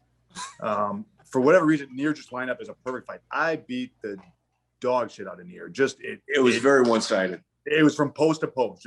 Just one of those fights where everything was clicking for me and it wasn't for him. And so at one point, Matt Hughes is reffing, which is bizarre because he's Neer's teammate. But Hughes is reffing and he stands me up out of a dominant position. It might even be a mount. It was a dominant position where I was doing damage. And Brian Garrity's cornering me, and he loses his fucking mind.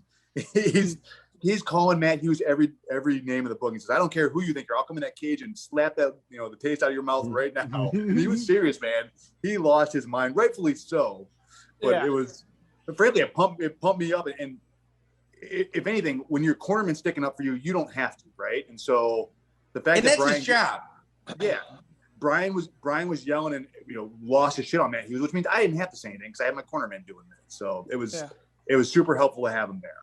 So Nick, he's got Neer on his back, and he's literally just like throwing Neer's legs to one side or the other and just nailing him, pop, pop, pop.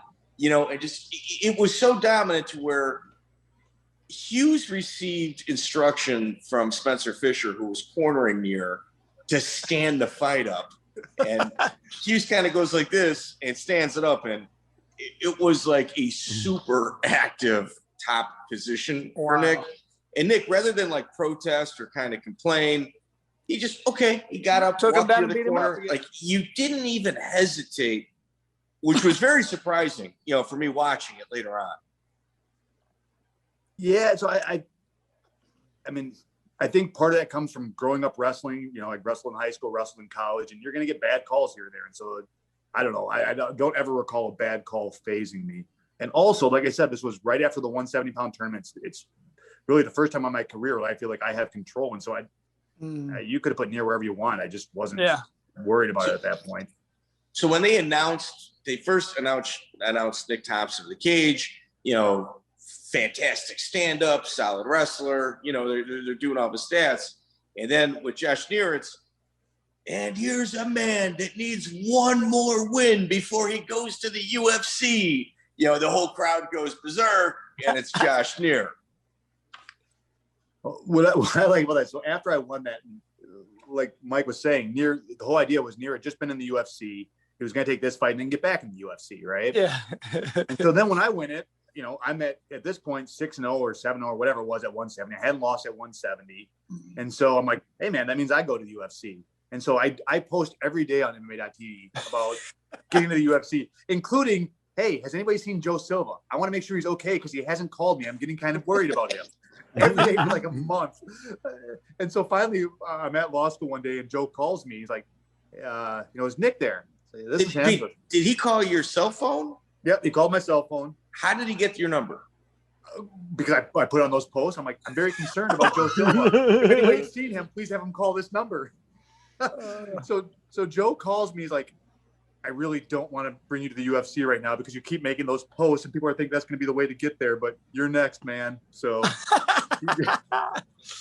so the other thing I like, so he tells me I'm fighting Keith Wisniewski because Matt Hughes I forget who Matt Hughes was supposed to fight. Parisian pulled out against Matt Hughes. Parisian had fallen out, so they were moving Joe Riggs up to fight Hughes, and I was going to fight Wisniewski. So we're in the sauna, and most UFC fighters are cool as shit. I can name on one hand the guys that I just haven't liked. Yeah, because I think there's a certain level of confidence about you have to get to that point. You have to get your ass kicked a bunch, either in the room or in a lot of humility. Well, especially back then, I think now it might be different. But Everybody was cool back then. You're right. Yep. And so, I mean, most people were friends, or even if you weren't friends, there was just a level of respect. One of the few I didn't like was Joe Riggs. And it's for this reason. So we're in the sauna, and he keeps on talking about how I wouldn't fight him. I have no idea what he's talking about. I guess, in hindsight, I guess Joe Silva had told him that like they were going to give him Hughes because I would only fight Wisniewski, not him. Something. I don't know. But it was bizarre because he's fighting for the title, which if I'm him, I'm stoked about, right? You're fighting for a UFC title. And the whole time we're in the sauna, when I'm trying to cut weight, and I weigh 220 pounds. Well, cut to a 170 sucks. I'm miserable. And he's just sitting there talking like, heard you won't fight me. I'm confused. I'm like, right now? Or like, we're in the sauna. I guess if you want to fight. That was my. Yeah, a little weird. Bizarre. I'm down. Yeah. The other one that I thought was bizarre is not the word. I thought was impressive. So Rich Franklin was cutting weight because he was fighting. God, was he fighting Anderson that fight, or was he fighting Quarry? He was fighting somebody. He was the champion, and everybody else was doing 15 minutes in and however much time out. Rich did, I think, an hour and a half straight. Gurgel would come and get him, his coach, and say, "Hey, it's been 15 minutes," and Rich would go, "I'll do another one," and just sat there. I mean, his mental toughness. I was like, wow. You could tell he was hurt, and he just sat there and, man, was a champ. Impressive. Wow. Well, let me pause though. And you hinted at it. 220 to 170 is a 50-pound weight cut, my friend. I know that you fought at 185 a lot, which, 220 to 185 is a 35-pound weight cut. That's substantial, but you were one of you really were confident in your ability to do that. Why don't you talk about a little bit of your system and where you learned it, other than wrestling? Well, so let's be clear. When I say 220, that's me when I'm carrying a shit ton of water. So come fight time, I'm probably healthy 195, 200, maybe 205. But what happens, I cut all sodium from my diet. I'm not drinking really anything for days to make weight. And so then on the 2 weeks I diet for 3 months and really strict diet. And so then on the 2 weeks I would have after my fight, I would go crazy. I'd come waddling into practice. When I say 220, it's that waddling in, carrying tons of water. My socks would leave marks because I had so much edema from my team's like, dude, like when we start running, they're like, you look like you're in pain and your knees hurt. I'm like, they really do hurt. So it was really more like from 200 to 170 or 195 to 170 was actually the cut. But for the time, that's extreme. I mean, even now, that's not light. No. But I mean, here's the thing. I remember in that fight with Ed, him just being too big for me. And then I remember standing next to Rich and Anderson Silva. I'm just looking at them, looking up to them and like, and I would much rather fight at 85, but it's just, cutting sucks, but not as much as getting hit by Rich Franklin or Anderson Silva. Someone that size, I just couldn't do it. I don't mean to kind of backtrack on a conversation. So after the Neer fight, where you guys clearly walked into a hornet's nest and got out of there, with your hand raised, what were the conversations like afterward? Did you talk to Neer? Because you had mentioned earlier in this conversation where kind of hosed you on the Darryl Gunthmiller bout, and you're sitting here going, well, one day I'm going to fight you. Well, I mean, you had your moment. So this is kind of the first time in my career where I'm being really around professionals. I'm with Shirk, he's not UFC champion at the time, but he's, at that level. He's just like fought Hughes. Yeah. So I'm really around professionals. And so, this is kind of when my mindset is shifting. And so I didn't care about the Gunthmiller fight anymore or anything else. It was just, Neer was just, he was the person in the way to standing in the way to UFC. I think we went out to dinner later that night. I didn't have any ill will for him. The times I've hung out with them afterwards. I like them. Any issues with Matt Hughes and Garrity afterward? No, I mean, I think if I'd lost, Garrity, I mean, I really do think Garrity was going to fight him. I don't think that was a, Garrity acting tough or anything like that. I think Garrity was angry to the point where he was going to go in the ring and fight him. So I'm glad I won and kept Garrity from getting taken down and commered while angry. But that's his job. Like, is your cornerman? No, it was super helpful because I just got to let him do his job, and I got to worry about the fight. It was super helpful. I've always liked Gary. He's one of my favorite corners. Yeah, phenomenal human being, man. I just had dinner with him last week. Phenomenal. I wouldn't go that far. I dislike him as a human being. but Cornerman, as a great corner, he's human great. being. That's it. I love it. Yeah. So Karo Parisian, UFC 59. You obviously fought Keith Wisniewski at UFC 56. Your next UFC bout is almost like a revenge bout because Karo had beat Strasser, and now you're his next opponent. How does that pan out? I mean, Parisian goes from a potential title fight with Matt Hughes to fighting you in your second UFC bout. Yeah, man. I wish I would have known what I know now back then. Carl was so much more skilled than me. I had been at Minnesota for maybe 6 months. I was really just learning the difference between, being tough, which is really all I had been to that point, a decent wrestler and tough, versus what these professionals that are good everywhere were. And so I think, frankly, in hindsight, I wouldn't have taken that fight. I wasn't ready for that fight. There was no way I was going to beat Carl at that point in my career. He was just better than me. Well, like you say, you moved to Minnesota, but you've got Faircloth and O'Malley in your corner. Yeah, and I'd only been there 6 months, and so I still my tightest connections were still back home, or back in Wisconsin, where I'd spent years. And so it was, that was still kind of a transition time for me, moving from Strasser's, where really we just beat the shit out of each other and we're tough. I mean, we had basic techniques, but I didn't. Am I wrong, Chris? Oh no, that's especially in the Midwest, there wasn't these super gyms, and I guess Iowa was the best, but they weren't even the best technicians. They were just tough too. Right. Really, everybody's just tough guys fighting. And in fairness to Strasser, I don't want to sound like I'm throwing him under the bus, because that was, you could get really far back then by just being tough. That's what all we were. That's what all the Midwest guys were. That was it.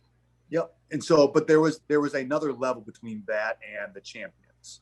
And that was kind of the point in my career where I was learning, I really don't know what I'm doing. When I first moved to the academy, again, I was already on the verge of getting in the UFC, got in, a few months after being there. My goal when I was with Shirk and we rolled jiu-jitsu, when we first started, again, I'm at the UFC level, was to last a minute. That was my goal when we would roll. It probably took a year before it was last the whole round. And it really, then it was, the next year last the whole day. And it really wasn't even until the end of my career I was like, all right, I want to submit him more than he submits me. Did you ever think when you were there, like, do these people all think, how the hell is this guy winning fights? I mean, did you think they thought like that because your technique wasn't there? They told me that. Okay, so they confirmed it. How are you doing this? Well, yeah.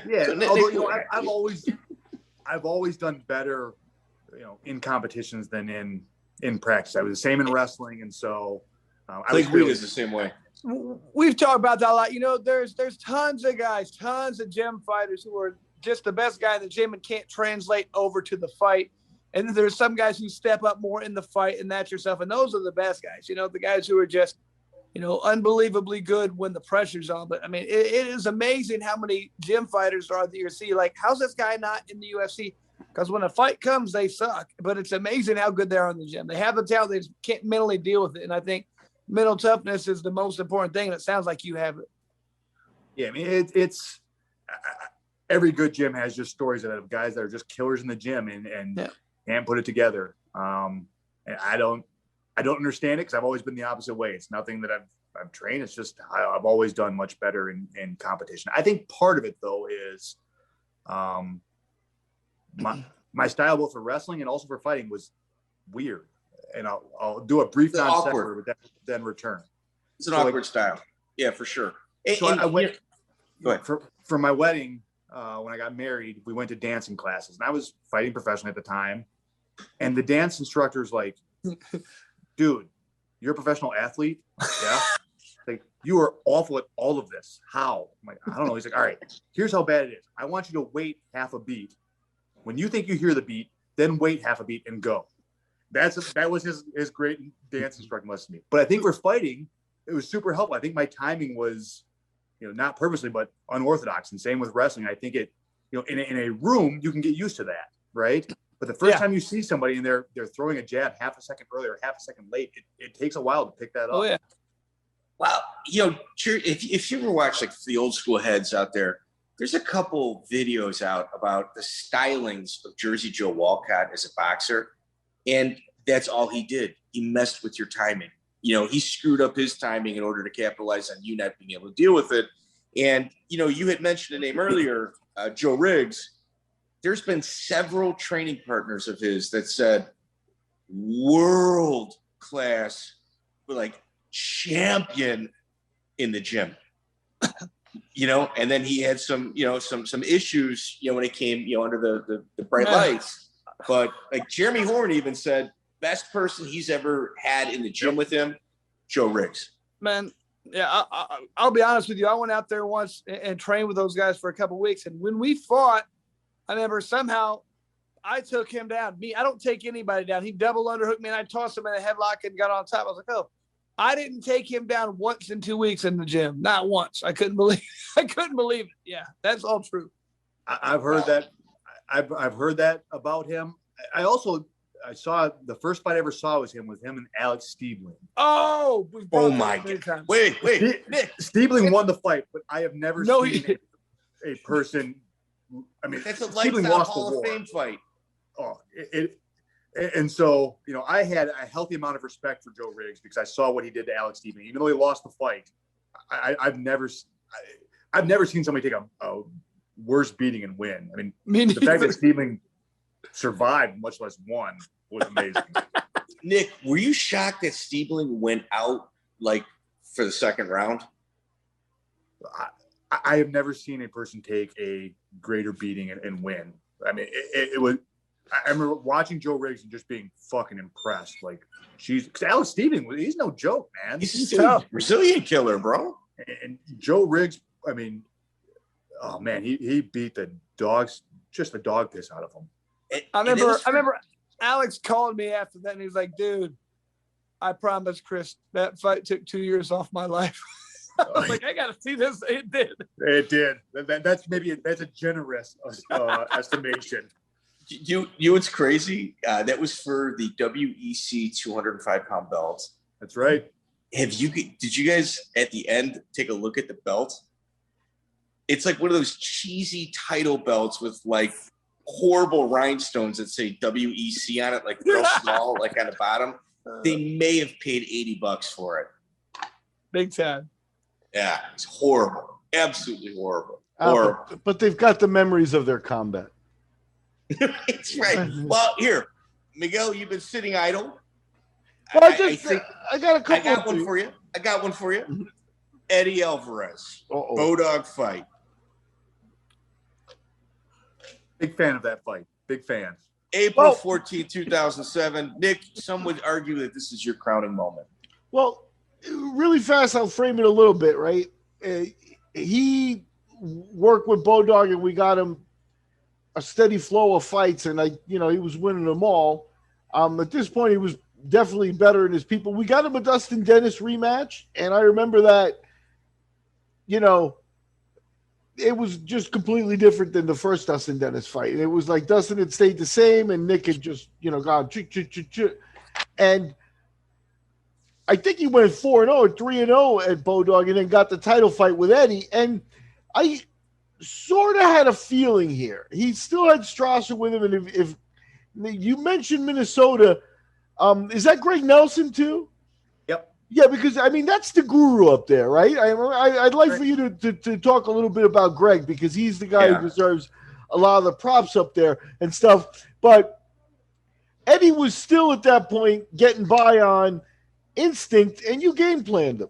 You had a game plan, you stuck by it. He played your game plan, and you owned that fight completely, and it was the kind of thing that only a guy who had graduated many levels was going to be able to do. That's my recollection of that. So it was definitely nice to see, and also makes it a little easier to negotiate with Alvarez. If you win them all, fuck. So we had by that time just a great camp that we're working with. At this point, I'm a professional about it. I've been there a few years at Minnesota, and really am now starting to get dialed in. My training partners were, Sean Shirk, Nick Lentz, Derek Noble, Paul Bradley, Brock Larson. Just the who's of UFC, veterans and champions at my weight, one weight lower. Tough room. I'm sure I missed some. So if I did, I apologize. But I mean, we had just a killer's row. And so, that was super helpful. There was nothing he was going to throw me that I hadn't seen in the room, frankly. And then, as Miguel said, I think we really game planned him well. He thought I was going to come out and try and wrestle and ground and pound and work for submissions. And so all we did was work stand up and use my length, which. How much video did you watch on that? How much footage? Not much. I talked to Noble, who had fought him. That was pretty much it. I was never a big video guy. It's probably one of the bigger holes in my game. So I probably should have watched more, especially as I got deeper. But we knew he's a striker, and I knew his height. And so you do the math, and it's going to be hard for a guy who's 5'10" to, stand up against a guy who's 6'1". Oh, he's like 5'6" too. I wasn't going to say that. I have a lot of respect for Eddie, but Miguel. Really, the other thing that really benefited me was he'd never been in a close fight. He had steamrolled everybody. And so this wasn't part of the game plan, but I could see the first time I really zapped him that, he wasn't prepared for that. And everyone has one of those fights. It's rough when it's on a big stage when the first time you have that. You see, that's what you have the benefit of having all those tough fights early in your career. You learned all this at a fight that nobody saw. You know what I mean? So I always think it's really important now dealing with people. You got to learn this as an amateur. You have to be taken down. You have to be mounted. You have to get knocked down before you turn pro, because I want to see how you react. You don't want to learn that at the biggest fight of your career. You know what I mean? That's right. So, and obviously it was not the biggest fight of his career, it turns out. Well, at the time it was. It was. It's funny to hear people talk about him now because they only saw, especially American fans, most of them just saw his UFC career. Frankly, I think his best days, as amazing as he was even in the UFC, I think his best days were already behind him. Some of his wars he had in Dream were just incredible. I mean, he's the Joaquin Hansen fights. His Hansen fight, his Gilbert Melendez fights. I mean, I think he's an all-time great. I just think it was the tail end of it when he came over to the U.S. So regionally, he beat Scott Hensey, Derek Noble, and Aaron Riley, which, I mean, those three are definitely tough. And in the Noble fight, he's got Noble in the corner, and he pushes off Derek, but on the opposite side of the referee, he looks like he kind of thumbs Noble in the eye, or fingers him in the eye before hitting him on that same side. Was that a concern of yours? Because he definitely, if he could figure out a way to win, he was going to do it. Like he was super aggressive and trying to get his hand raised for sure. I was just worried about him hitting me. I mean, those guys that you're talking about, not only did he beat them, they're all tough guys with good striking. I mean, Noble's one of the hardest pound for pound hitters I've ever felt. And so to see, Alvarez outstrike him and really steamroll all three of those. I mean, the sound, I remember the sound of when I watched, Riley and Alvarez, the sound it made when he landed his right hand on Riley is like, it sounded like a bat hitting a watermelon. And so, we were well aware of his power. That was really what we were worried about. Is I didn't want to sit in the pocket with him. I wanted to strike with him, but not in the pocket. They'd always talked about a rematch taking place between you two. They had Miguel, I guess this is open to you as well. Some claim that a date and a location had been picked out in regards to those two, going at it again. Why did that never unfold? Probably because BoDog died. Was that it? I mean, yeah. At some point, with all due respect, Nick had a great accomplishment there, and he had his run and stuff like that. But Alvarez did too, and he'd almost earned a rematch as a champion. You know what I mean? So I think, if I'm not mistaken, you fought Mark Weir too. Like after that, like as the champion. I don't remember if that was a defense or a non-title fight, because I was willing to do non-title shots. You get the non-title shot and then fight Alvarez, maybe on a renegotiation. I don't remember all those details where we were. Well, but that's was around another year. They were around another year after. Yeah, I Dustin Denny's a year after that. Yeah, so Weir, I fought Weir, and then I was supposed to fight Alvarez next. And we had a date and location. We were set. And then they called me, it was like 3 weeks away or a month away, something like that. And they called me and said, hey, change of plans. It's, in 4 days.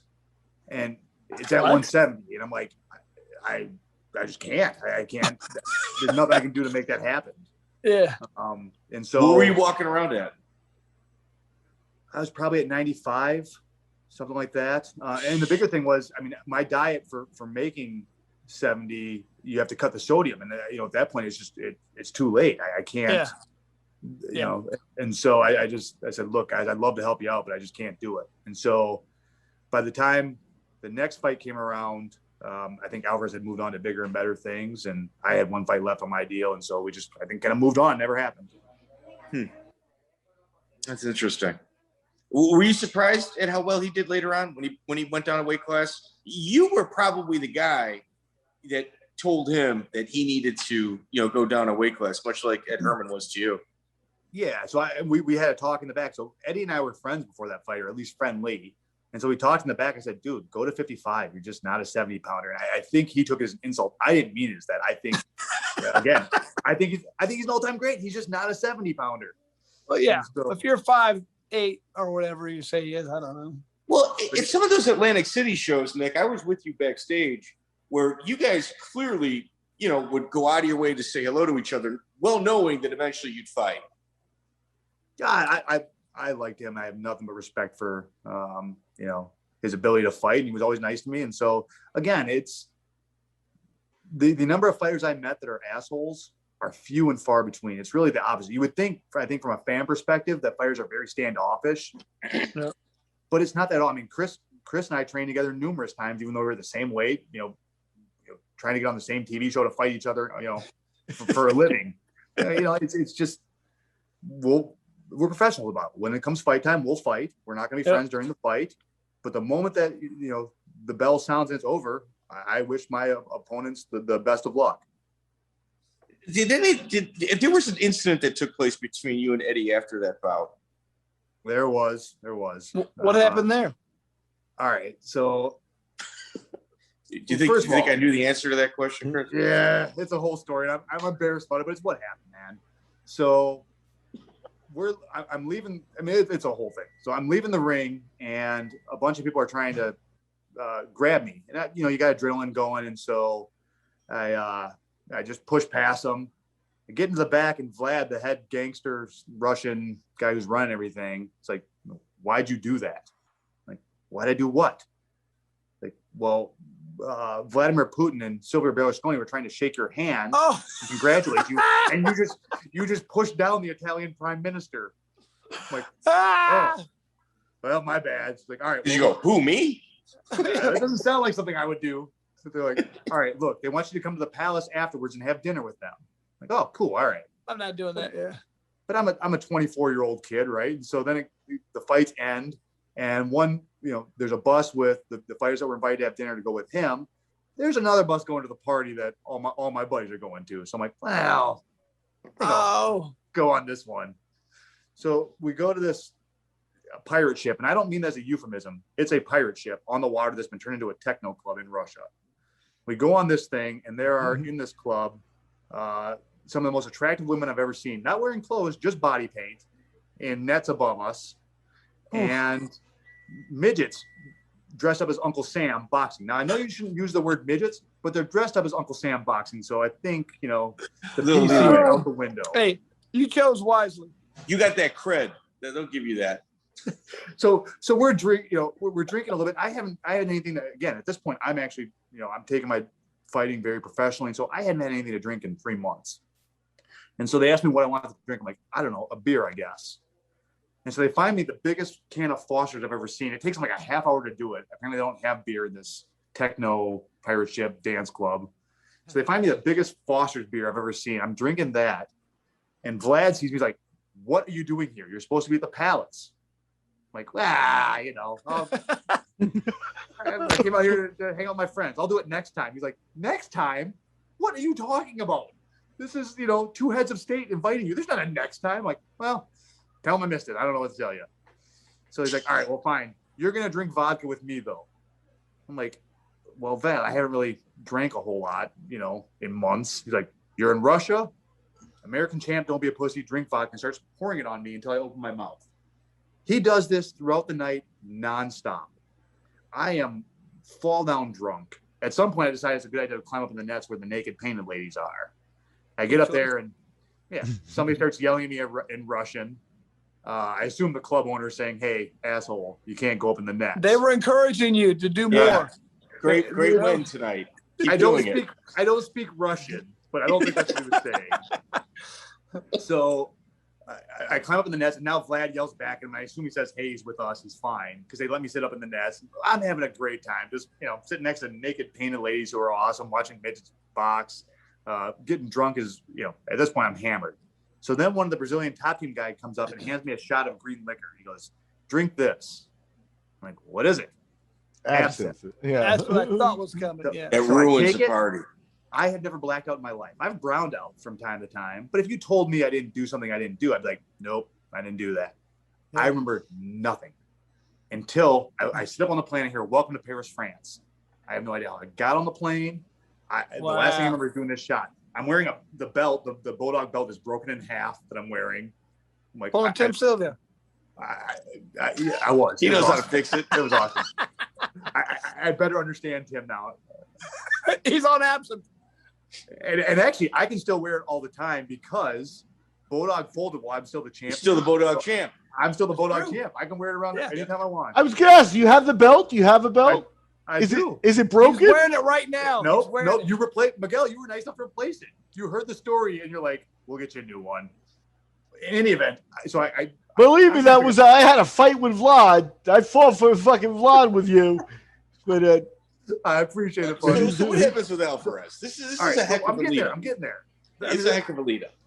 All right, so I get into the aisle of the plane. I'm trying to figure out how I got there. I see Gary. I'm like, dude, how'd I get on here? Do I have my stuff? He's like, I got you, man. I put your stuff. We got everything. Like, dude, when Brian Garrity's the responsible person, that's frightening. It's bad trouble. Noble's in bad a shape as I am.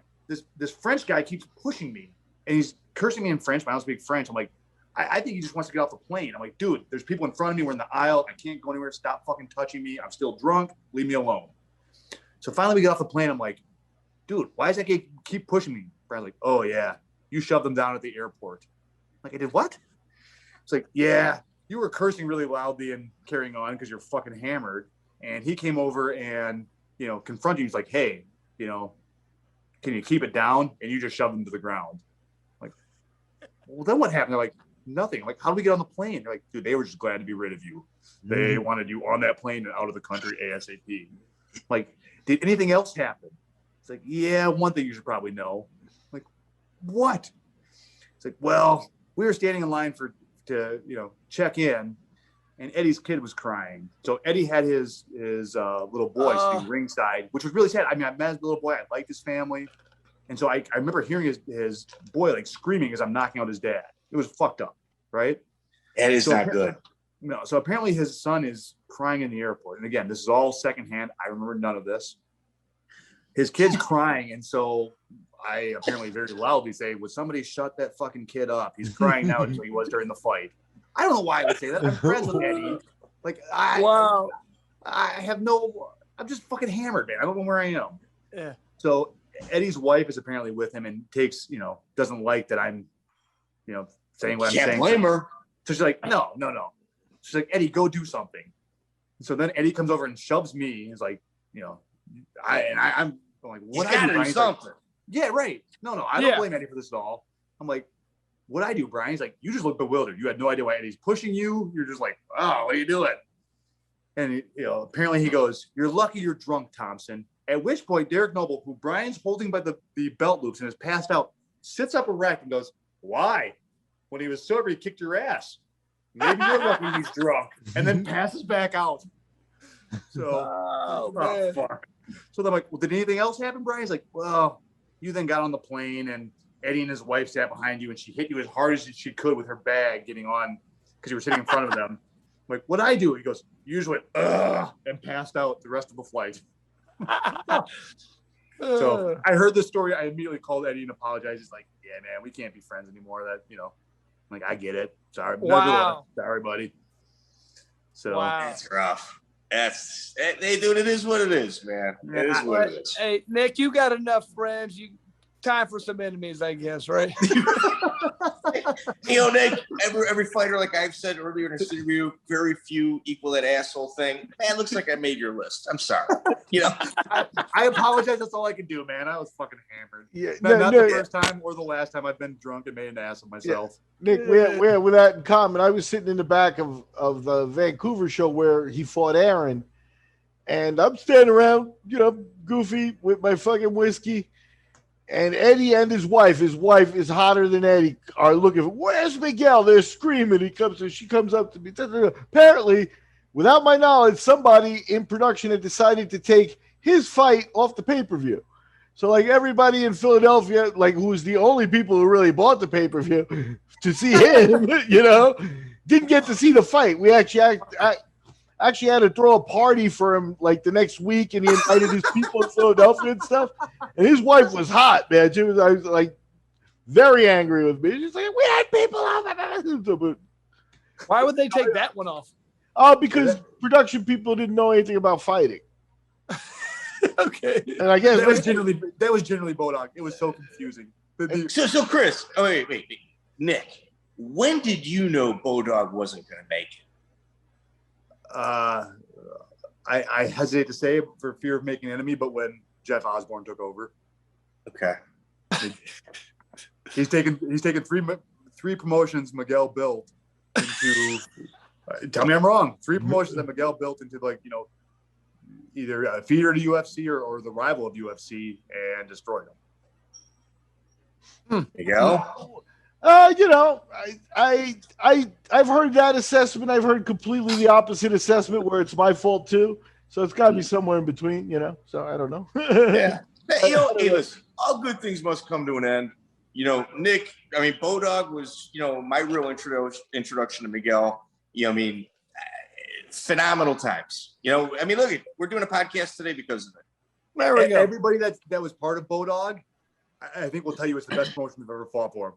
I've never had more fun in my life. They treated us just wonderfully. So I had a long conversation with Joe Silva, actually, about you, Chris. He'd offered me the John Fitch fight, which I don't know that I could beat Fitch. It's a terrible matchup for me, and I don't know, man. He's a great fighter. I don't know that I can beat him. And even if I do, I'm not sure that it looks good. So yeah. Joe's not club member.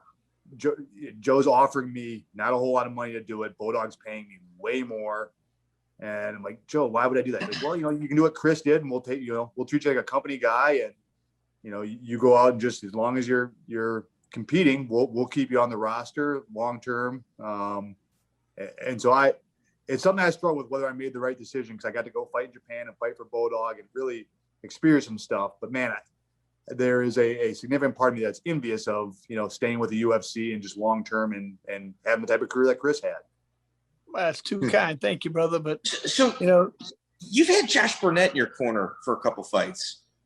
I did. How does that relationship start? Yeah. So Eric Paulson, who was his coach, and Greg Nelson are really close. They came up together. And brilliant mind. Eric Paulson's a brilliant mind. Paulson cracks me up because he will show you the most phenomenal move you've ever seen. Some little, twerk on a move that's phenomenal. And you'll be like, holy shit, I've been doing a side choke wrong all these years. And then in the very next breath, he will show you the stupidest move you've ever seen, but equally convinced that it's going to work. I've never seen it's a blast training with him, because he'll show you something that's just absurdly ridiculous. Like, Eric, that is never going to work. And then the very next move he'll show you is amazing. You're like, oh my God, I've been doing this wrong my whole career. You know what, man? His Instagram, every once in a while he shows some of those moves. Because, dude, anything Eric Paulson does, I'm gonna watch. Like, I'm, Teddy Atlas, Eric Paulson, I'm watching all of that. And there's a couple times where I'm like, man, this guy needs some American flag pants. What's he doing? It totally is. And if that's all it was, it'd be funny, right? But then he'll show you just something amazing. I mean, he's one of the best coaches I've been around. You just got to pick and choose. So did you ever roll with Josh? Oh, yeah. Did you go out to Washington? I was out in California when he was in California. Okay. And what was that experience like? So I've heard Josh goes, Josh has a MO of going too hard with people. I thought he was a great partner. We rolled just fine. So I've heard, he's one of the people that you need to be careful you train with. I've always had, not only did I never had a bad experience training with him, every time was great. One of the more interesting training times was with him. So at the time, him and Quentin Rampage Jackson were training together. I was getting ready for a UFC fight. God, must have been Carl, I guess. And so it's coming up in, a few days. We're out there for the fight. In Rampage, I keep taking him down in practice and getting to really good positions and submitting him. So I think he's letting me do it because I'm getting ready for a fight, which I think is, he's Rampage Jackson of all things. It's super generous, right?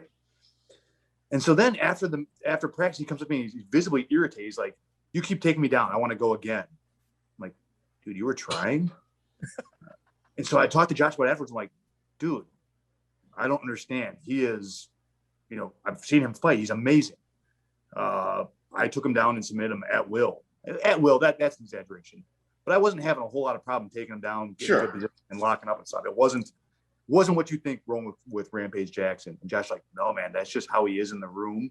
And all of a sudden you add in him throwing you around and not caring about your well-being, and he's a different guy in the ring. It was one of the few guys I've ever rolled. I'm like, "Man, how are you so good?" And he really is. It was super interesting. Wow. So Nick, real quick here, the whole time, at this point in your career, I mean, you still are you almost done with law school, or what's going on with that? I mean, because you had to have like was there an end game? Was it as soon as law school's done, I'm doing this, I'm done fighting? What was the game plan at this point? I loved fighting. I still love fighting. So I wanted to do that as a career. I was making good money. I was making real good money actually. And so I don't know that I was making enough money to retire when I'm 36, which is about the lifespan you'd have at a welterweight. But I was paying the bills, right? And so my plan was to keep fighting. I fought. This is the fight that I don't like talking about. Like that would embarrass me is the Shields fight. I fought Shields 3 days before I took the bar. Took the bar and still had planned on fighting. After I lost to Shields, I couldn't find a fight for the life of me. And it was really frustrating because I'd won 10 in a row with some really good guys. Yeah. I could not find anybody to fight me. Then I finally fight Daly, get way underpaid, but I'm taking it just because I need a fight. I fight Paul Daly, beat him. So now I'm like, all right, I'll be back in. Paul Daly's a great win. Yeah. Still could not. And you stood with him. Yeah, could not get a fight. I talked to Joe Silva. He's like, "Hey man, we can't have you coming off a loss." So the UFC didn't want me. You won. You beat Daly. That's what I said. I'm just telling you what Joe said. Like, you're coming off that loss off Shields. That looks bad. Dude, Shields had an amazing run. Like, Nick, what we just talked. We went through your 2005 run. Jake Shields has got that in his background as well. Something just as equally as amazing. He has killed more opportunities in careers for guys that he has beat, and has very rarely ever really helped himself. I think the problem with his runs were they weren't exciting. You know what I mean? Stale. It was like, I'm going to hold you down and dominate you position wise, but they weren't stuff that people wanted to see a lot of times. I think. Not mine. He choked the shit out of me, and quickly. Well, then there's that. Okay. And quickly at that, he locked up a guillotine and went to mount. I always thought that at that time, I thought the key to guillotine defense, just give them, roll your back, fine, they'll mount you. And, it'll suck, but that'll be it. All of a sudden he pulls up, I'm like, oh, this is getting tight. This is getting real tight. I can't breathe. I lost in 30 seconds. I was super embarrassed. So I grabbed my shoulder, trying to make up a reason that I lost or something. Barnett comes in and goes, "Get your ass up there. You take your loss like a man," which I really appreciate. I really appreciate it. I'm like, "You're right, Josh." Yeah. He was the better fighter today, and I'm gonna take my loss like a man. Yeah. Wow. But he's 100% the reason that I'm a lawyer now. I mean, I would have been a lawyer, but I would have kept fighting, would have opened a gym. But after that, I just couldn't get a fight, and I was like, dude, I don't want to live like this. So I had a few more fights, but I'd stopped training. I moved down and started practicing law, and I wouldn't say I stopped training, but it was no longer my profession anymore. Sure. Well, there's no way you could have taken all those classes and studied and been like a high level professional athlete. It's just too much on one plate. I did find her in law school, man. That's when I had my best run. So, hey, so let me ask you here. So you go down to Florida for the first fight. That's nuts. And I know what went on down there is you were met. We had a room. You were met. You signed probably about a 5 or 6 page contract that you probably didn't even read. Right now, he's a lawyer. He had now you're a lawyer, and now you saw some UFC contracts. You saw some Bellator contracts. Anything in there? Were you like, if I want to make a movie of your life story, do I need their permission? Like, what are you signing away with those guys? Those are awful contracts. I've never signed a single one. UFC is the only one they won't negotiate. Any of the other ones, negotiable. So the one I signed with Bellator, the one I signed with Japan's kind of stupid to redline, but I redlined the shit out of them. I mean, if I'm really being honest, they don't even know what they say half the time. Like, some of the things they think they want or that they're asking for, the way it's written is not what they're actually getting. And so I explained it like, look, I don't think this means what you think it means. All that money and legal.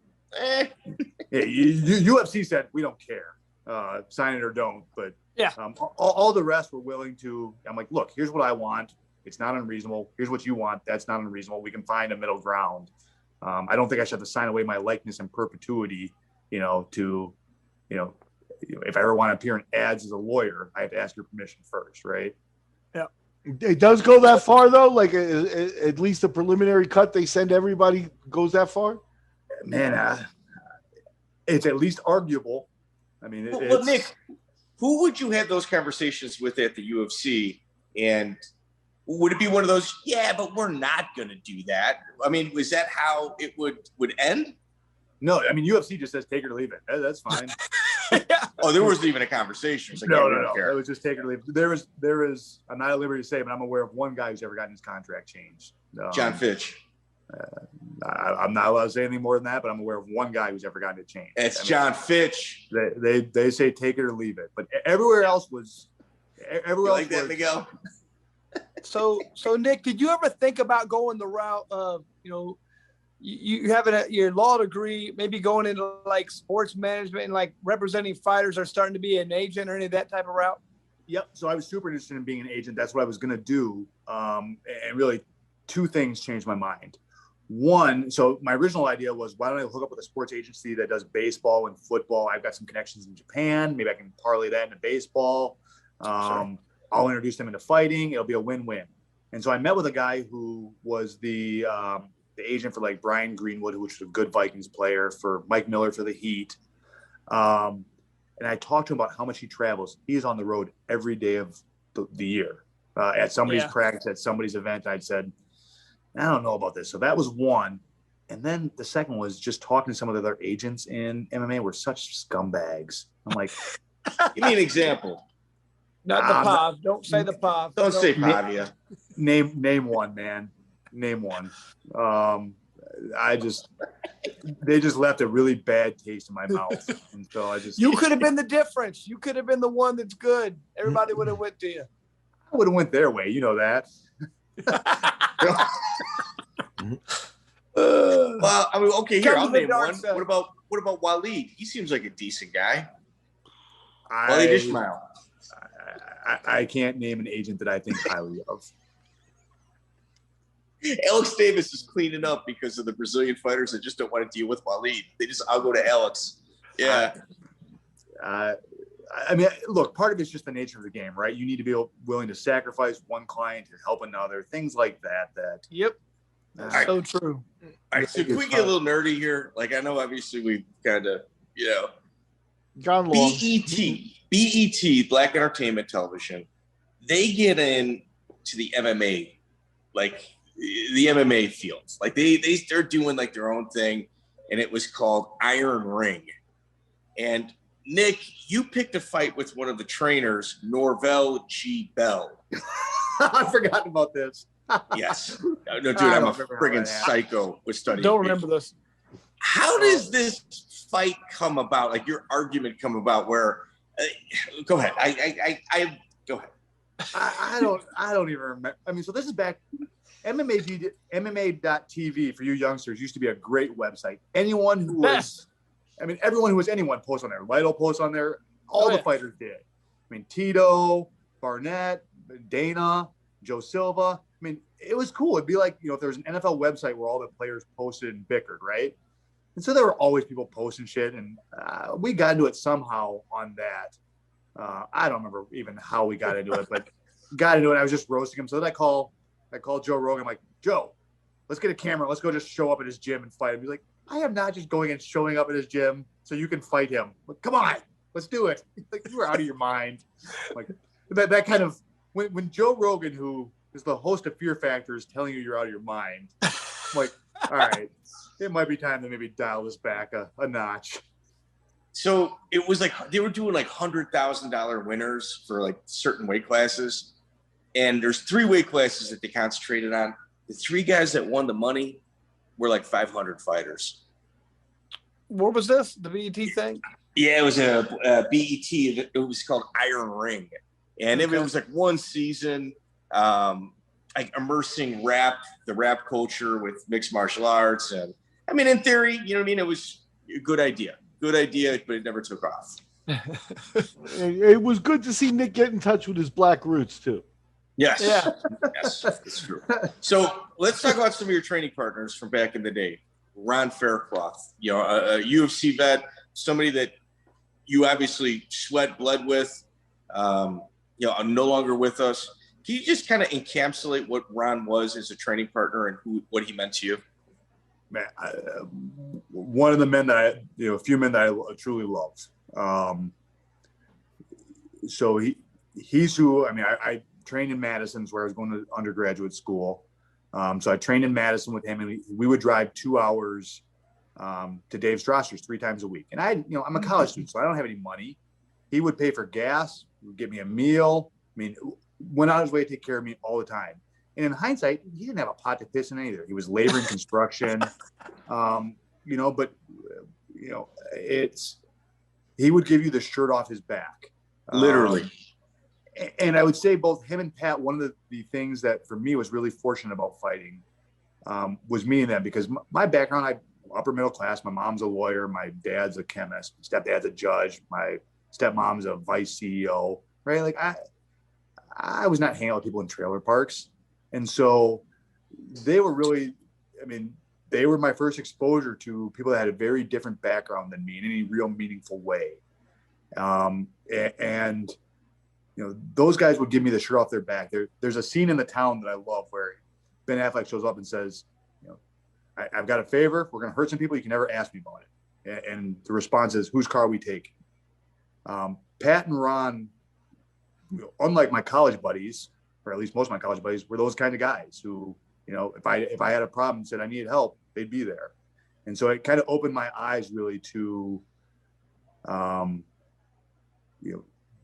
the difference, while they were crass as anything, they're probably better people and friends than a lot of my college buddies who were prim and proper, right?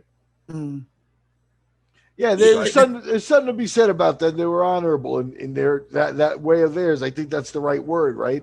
I don't think they were, it's not in a legal sense. Like, it's like, I don't think that the law was that much, but that sense of honor was really important to them, Absolutely. Which is, going back to Strasser throwing me to the wolves early on, that's what Strasser respected. And he didn't know that, and I would say he didn't know that I was like that. I may not have been like that until I hung out with Pat and Ron, and really, it was eye-opening. I think changed who I am as a person, and I'm really grateful for that experience.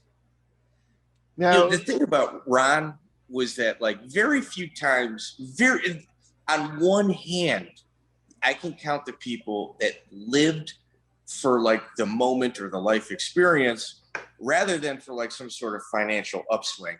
Like if you said, hey, Ron, I need you to go to work, you're going to make 10 grand this week, or we can go, hiking in the desert, scuba diving and do this other thing. And you're going to go back to your trailer and you're going to be broke. Ron, it's like, it's not even, why'd you even talk to me about the job?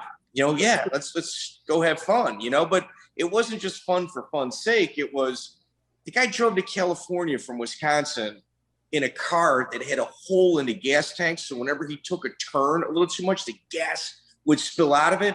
And he knew you could only put like 7.5 or 8 gallons of gas in. The guy drove side streets to California from Wisconsin because of that. Like, just you can't fake that. I mean, he's. I think that's the right description. You can't fake it with Ron, Pat, Dave.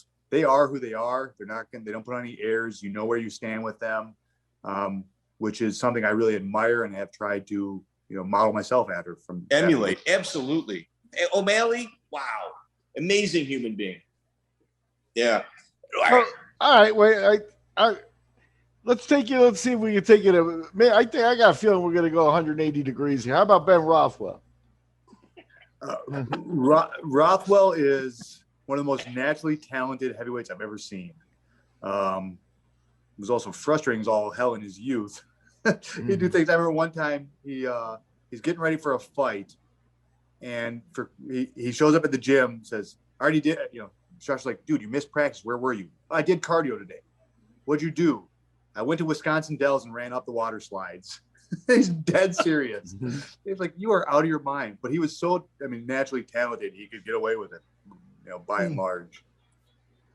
He's still going too, So he had a little run-in with one of your teammates, Brian Garrity, there on our podcast. So there's some type of misunderstanding. I was wondering, can you shed some light on that? Is Brian wrong? Yeah, so I heard Brian said that Ben got kicked out. My recollection was Brian got kicked out. So I don't know what happened. I thought it was Brian that got kicked out. All right, I could see that. It's easier, but it's probably easier to throw Brian out than friggin' Ben. Brian's tenacious. Don't get it wrong. Brian's tenacious. Oh no, I appreciate that for sure.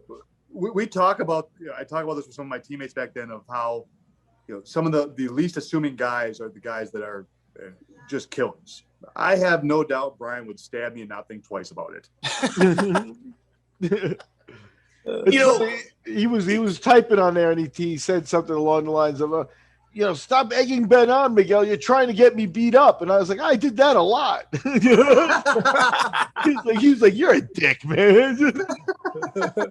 The thing with Garrity is that, when we were talking about the Ultimate Fighter House, Chris obviously has his recollections. Like, man, it was like, kind of like being in jail. I'm back for a few weeks, and my family's like, "Man, you're acting real weird," because I kind of fell out of my routine. And Garrity's like, "Yeah, I did 10 months in jail as a senior in high school.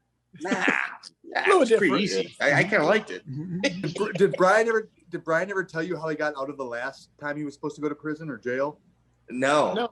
Oh, this is a great story. So Brian, I've been out with Brian. He's a good friend. Been out with him many times.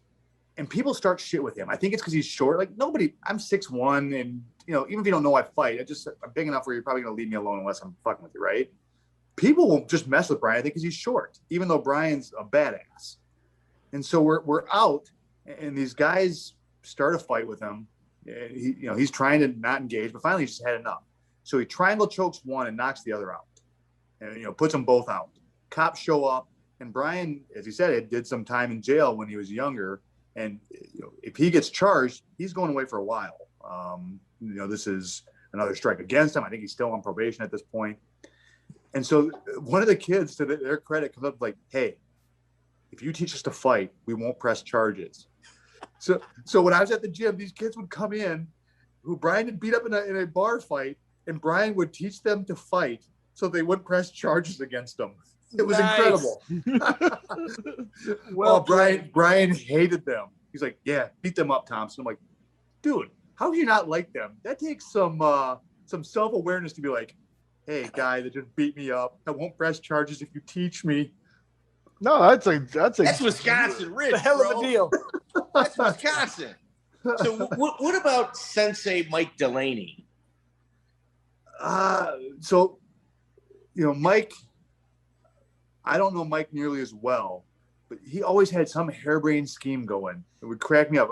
He'd always be like, "Hey, Thompson, this is what we're doing now." Well, of course it is.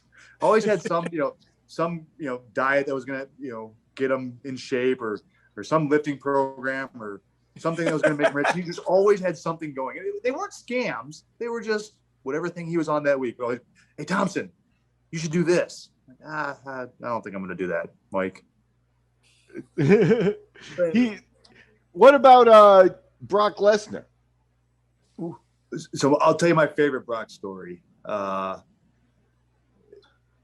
He comes into the gym, and I'm helping train. I'm not his coach, but I've done this for a number of years by this point, so I'm a training partner with him, but also kind of giving some guidance here and there. I'll do this, do that. So very early on, one of his sparring partners didn't show up, and I'm getting ready for a fight at the time too. And so Greg Nelson, our coach, says, "Hey, Thompson, will you fill in, as a sparring partner?" Yeah, no problem. And so we're sparring, and Brock's less than a year he's been training. I go to throw my jab. He throws his jab, and it's faster. That's my best punch. I'm like, uh-oh, I'm in some trouble. So then I'm like, all right, well, I'll dirty box him. I don't care how athletic you are. Dirty boxing is something that takes time to learn. And so I'll beat you at dirty boxing if you don't know what you're doing. So I get on the inside and start boxing with him. And he throws a hook that I see coming, so I cover it. It still knocks me halfway across the ring, even though I completely covered it. I'm like, I am in some trouble here. I know, I'll shoot, because why wouldn't you do that to a two-time national champion? So I shoot a double leg, and the motherfucker knees me in the back of the head. I lose. I go just full bananas. Because I'm like, dude, I'm, 50 pounds less than you. Your training partner didn't show up. I'm filling in to help you. I'm getting ready for a fight too. This is my livelihood. What the fuck is wrong with you? And he's just kind of standing there looking at me, at which point, and like I said, I'm going full bananas. Greg waves us over and goes, "Thompson, come here." I'm like, what? He didn't knee you. He went like this, hit you with his hand, and not that hard. All right, I'm done, fellas. I'm done. So I had no problem rolling with Brock from then on, but I'm like, we're not sparring anymore. You got something different I don't have, man. He gets an unfair shake. Like, he really does. Like, people, they kind of say, oh, he had cardio issues. He had cardio issues. He had cardio issues after he got sick with verticulitis, or was it diverticulitis? But like, when you see his fight against Heath Herring, he went 3 hard rounds. And they always say the one component of recovering from what it is he went through is issues with cardio. He came back too soon. Maybe, but I also think he had, 10 fights? 9 fights? I mean, he's fighting Randy Couture in his 3rd fight. He's fighting, Frank Mir. He's fighting Frank Mir. He's fighting Cain Velasquez, who, by the way, is a national champion too and bigger than Brock. I mean, these are not guys you fight in your 3rd and 4th fight. So to look at, his record or the fact that he went out and lost and say, he's overrated is absurd. Absolutely absurd. Absolutely absurd. Yeah. No, there's worse UFC champions than him. Yeah. Look at, when he beat Couture, I want to say it's his 4th fight. Don't quote me on that, but who beats Randy Couture and handles them in their 4th fight? That's crazy. Wrecked him. Yeah, wrecked him. Absolutely. Now, you also worked out with a Team Quest for a while. Am I correct? So when I would need wanted a break from Minnesota, I would fly out there, and I got to know some of the guys pretty well, and so I was always welcome there. And I don't know why I would think that would be a break going from one room of killers to another. But should have came to Indiana. You could have just dominated the break. It would have been it was just basically different look while I was getting my ass kicked. It was good sushi at least, but yeah, we'd go out there and train with the Healy's and Lin and Chael and all those guys. Yeah. How was your experience with Robert Fallis?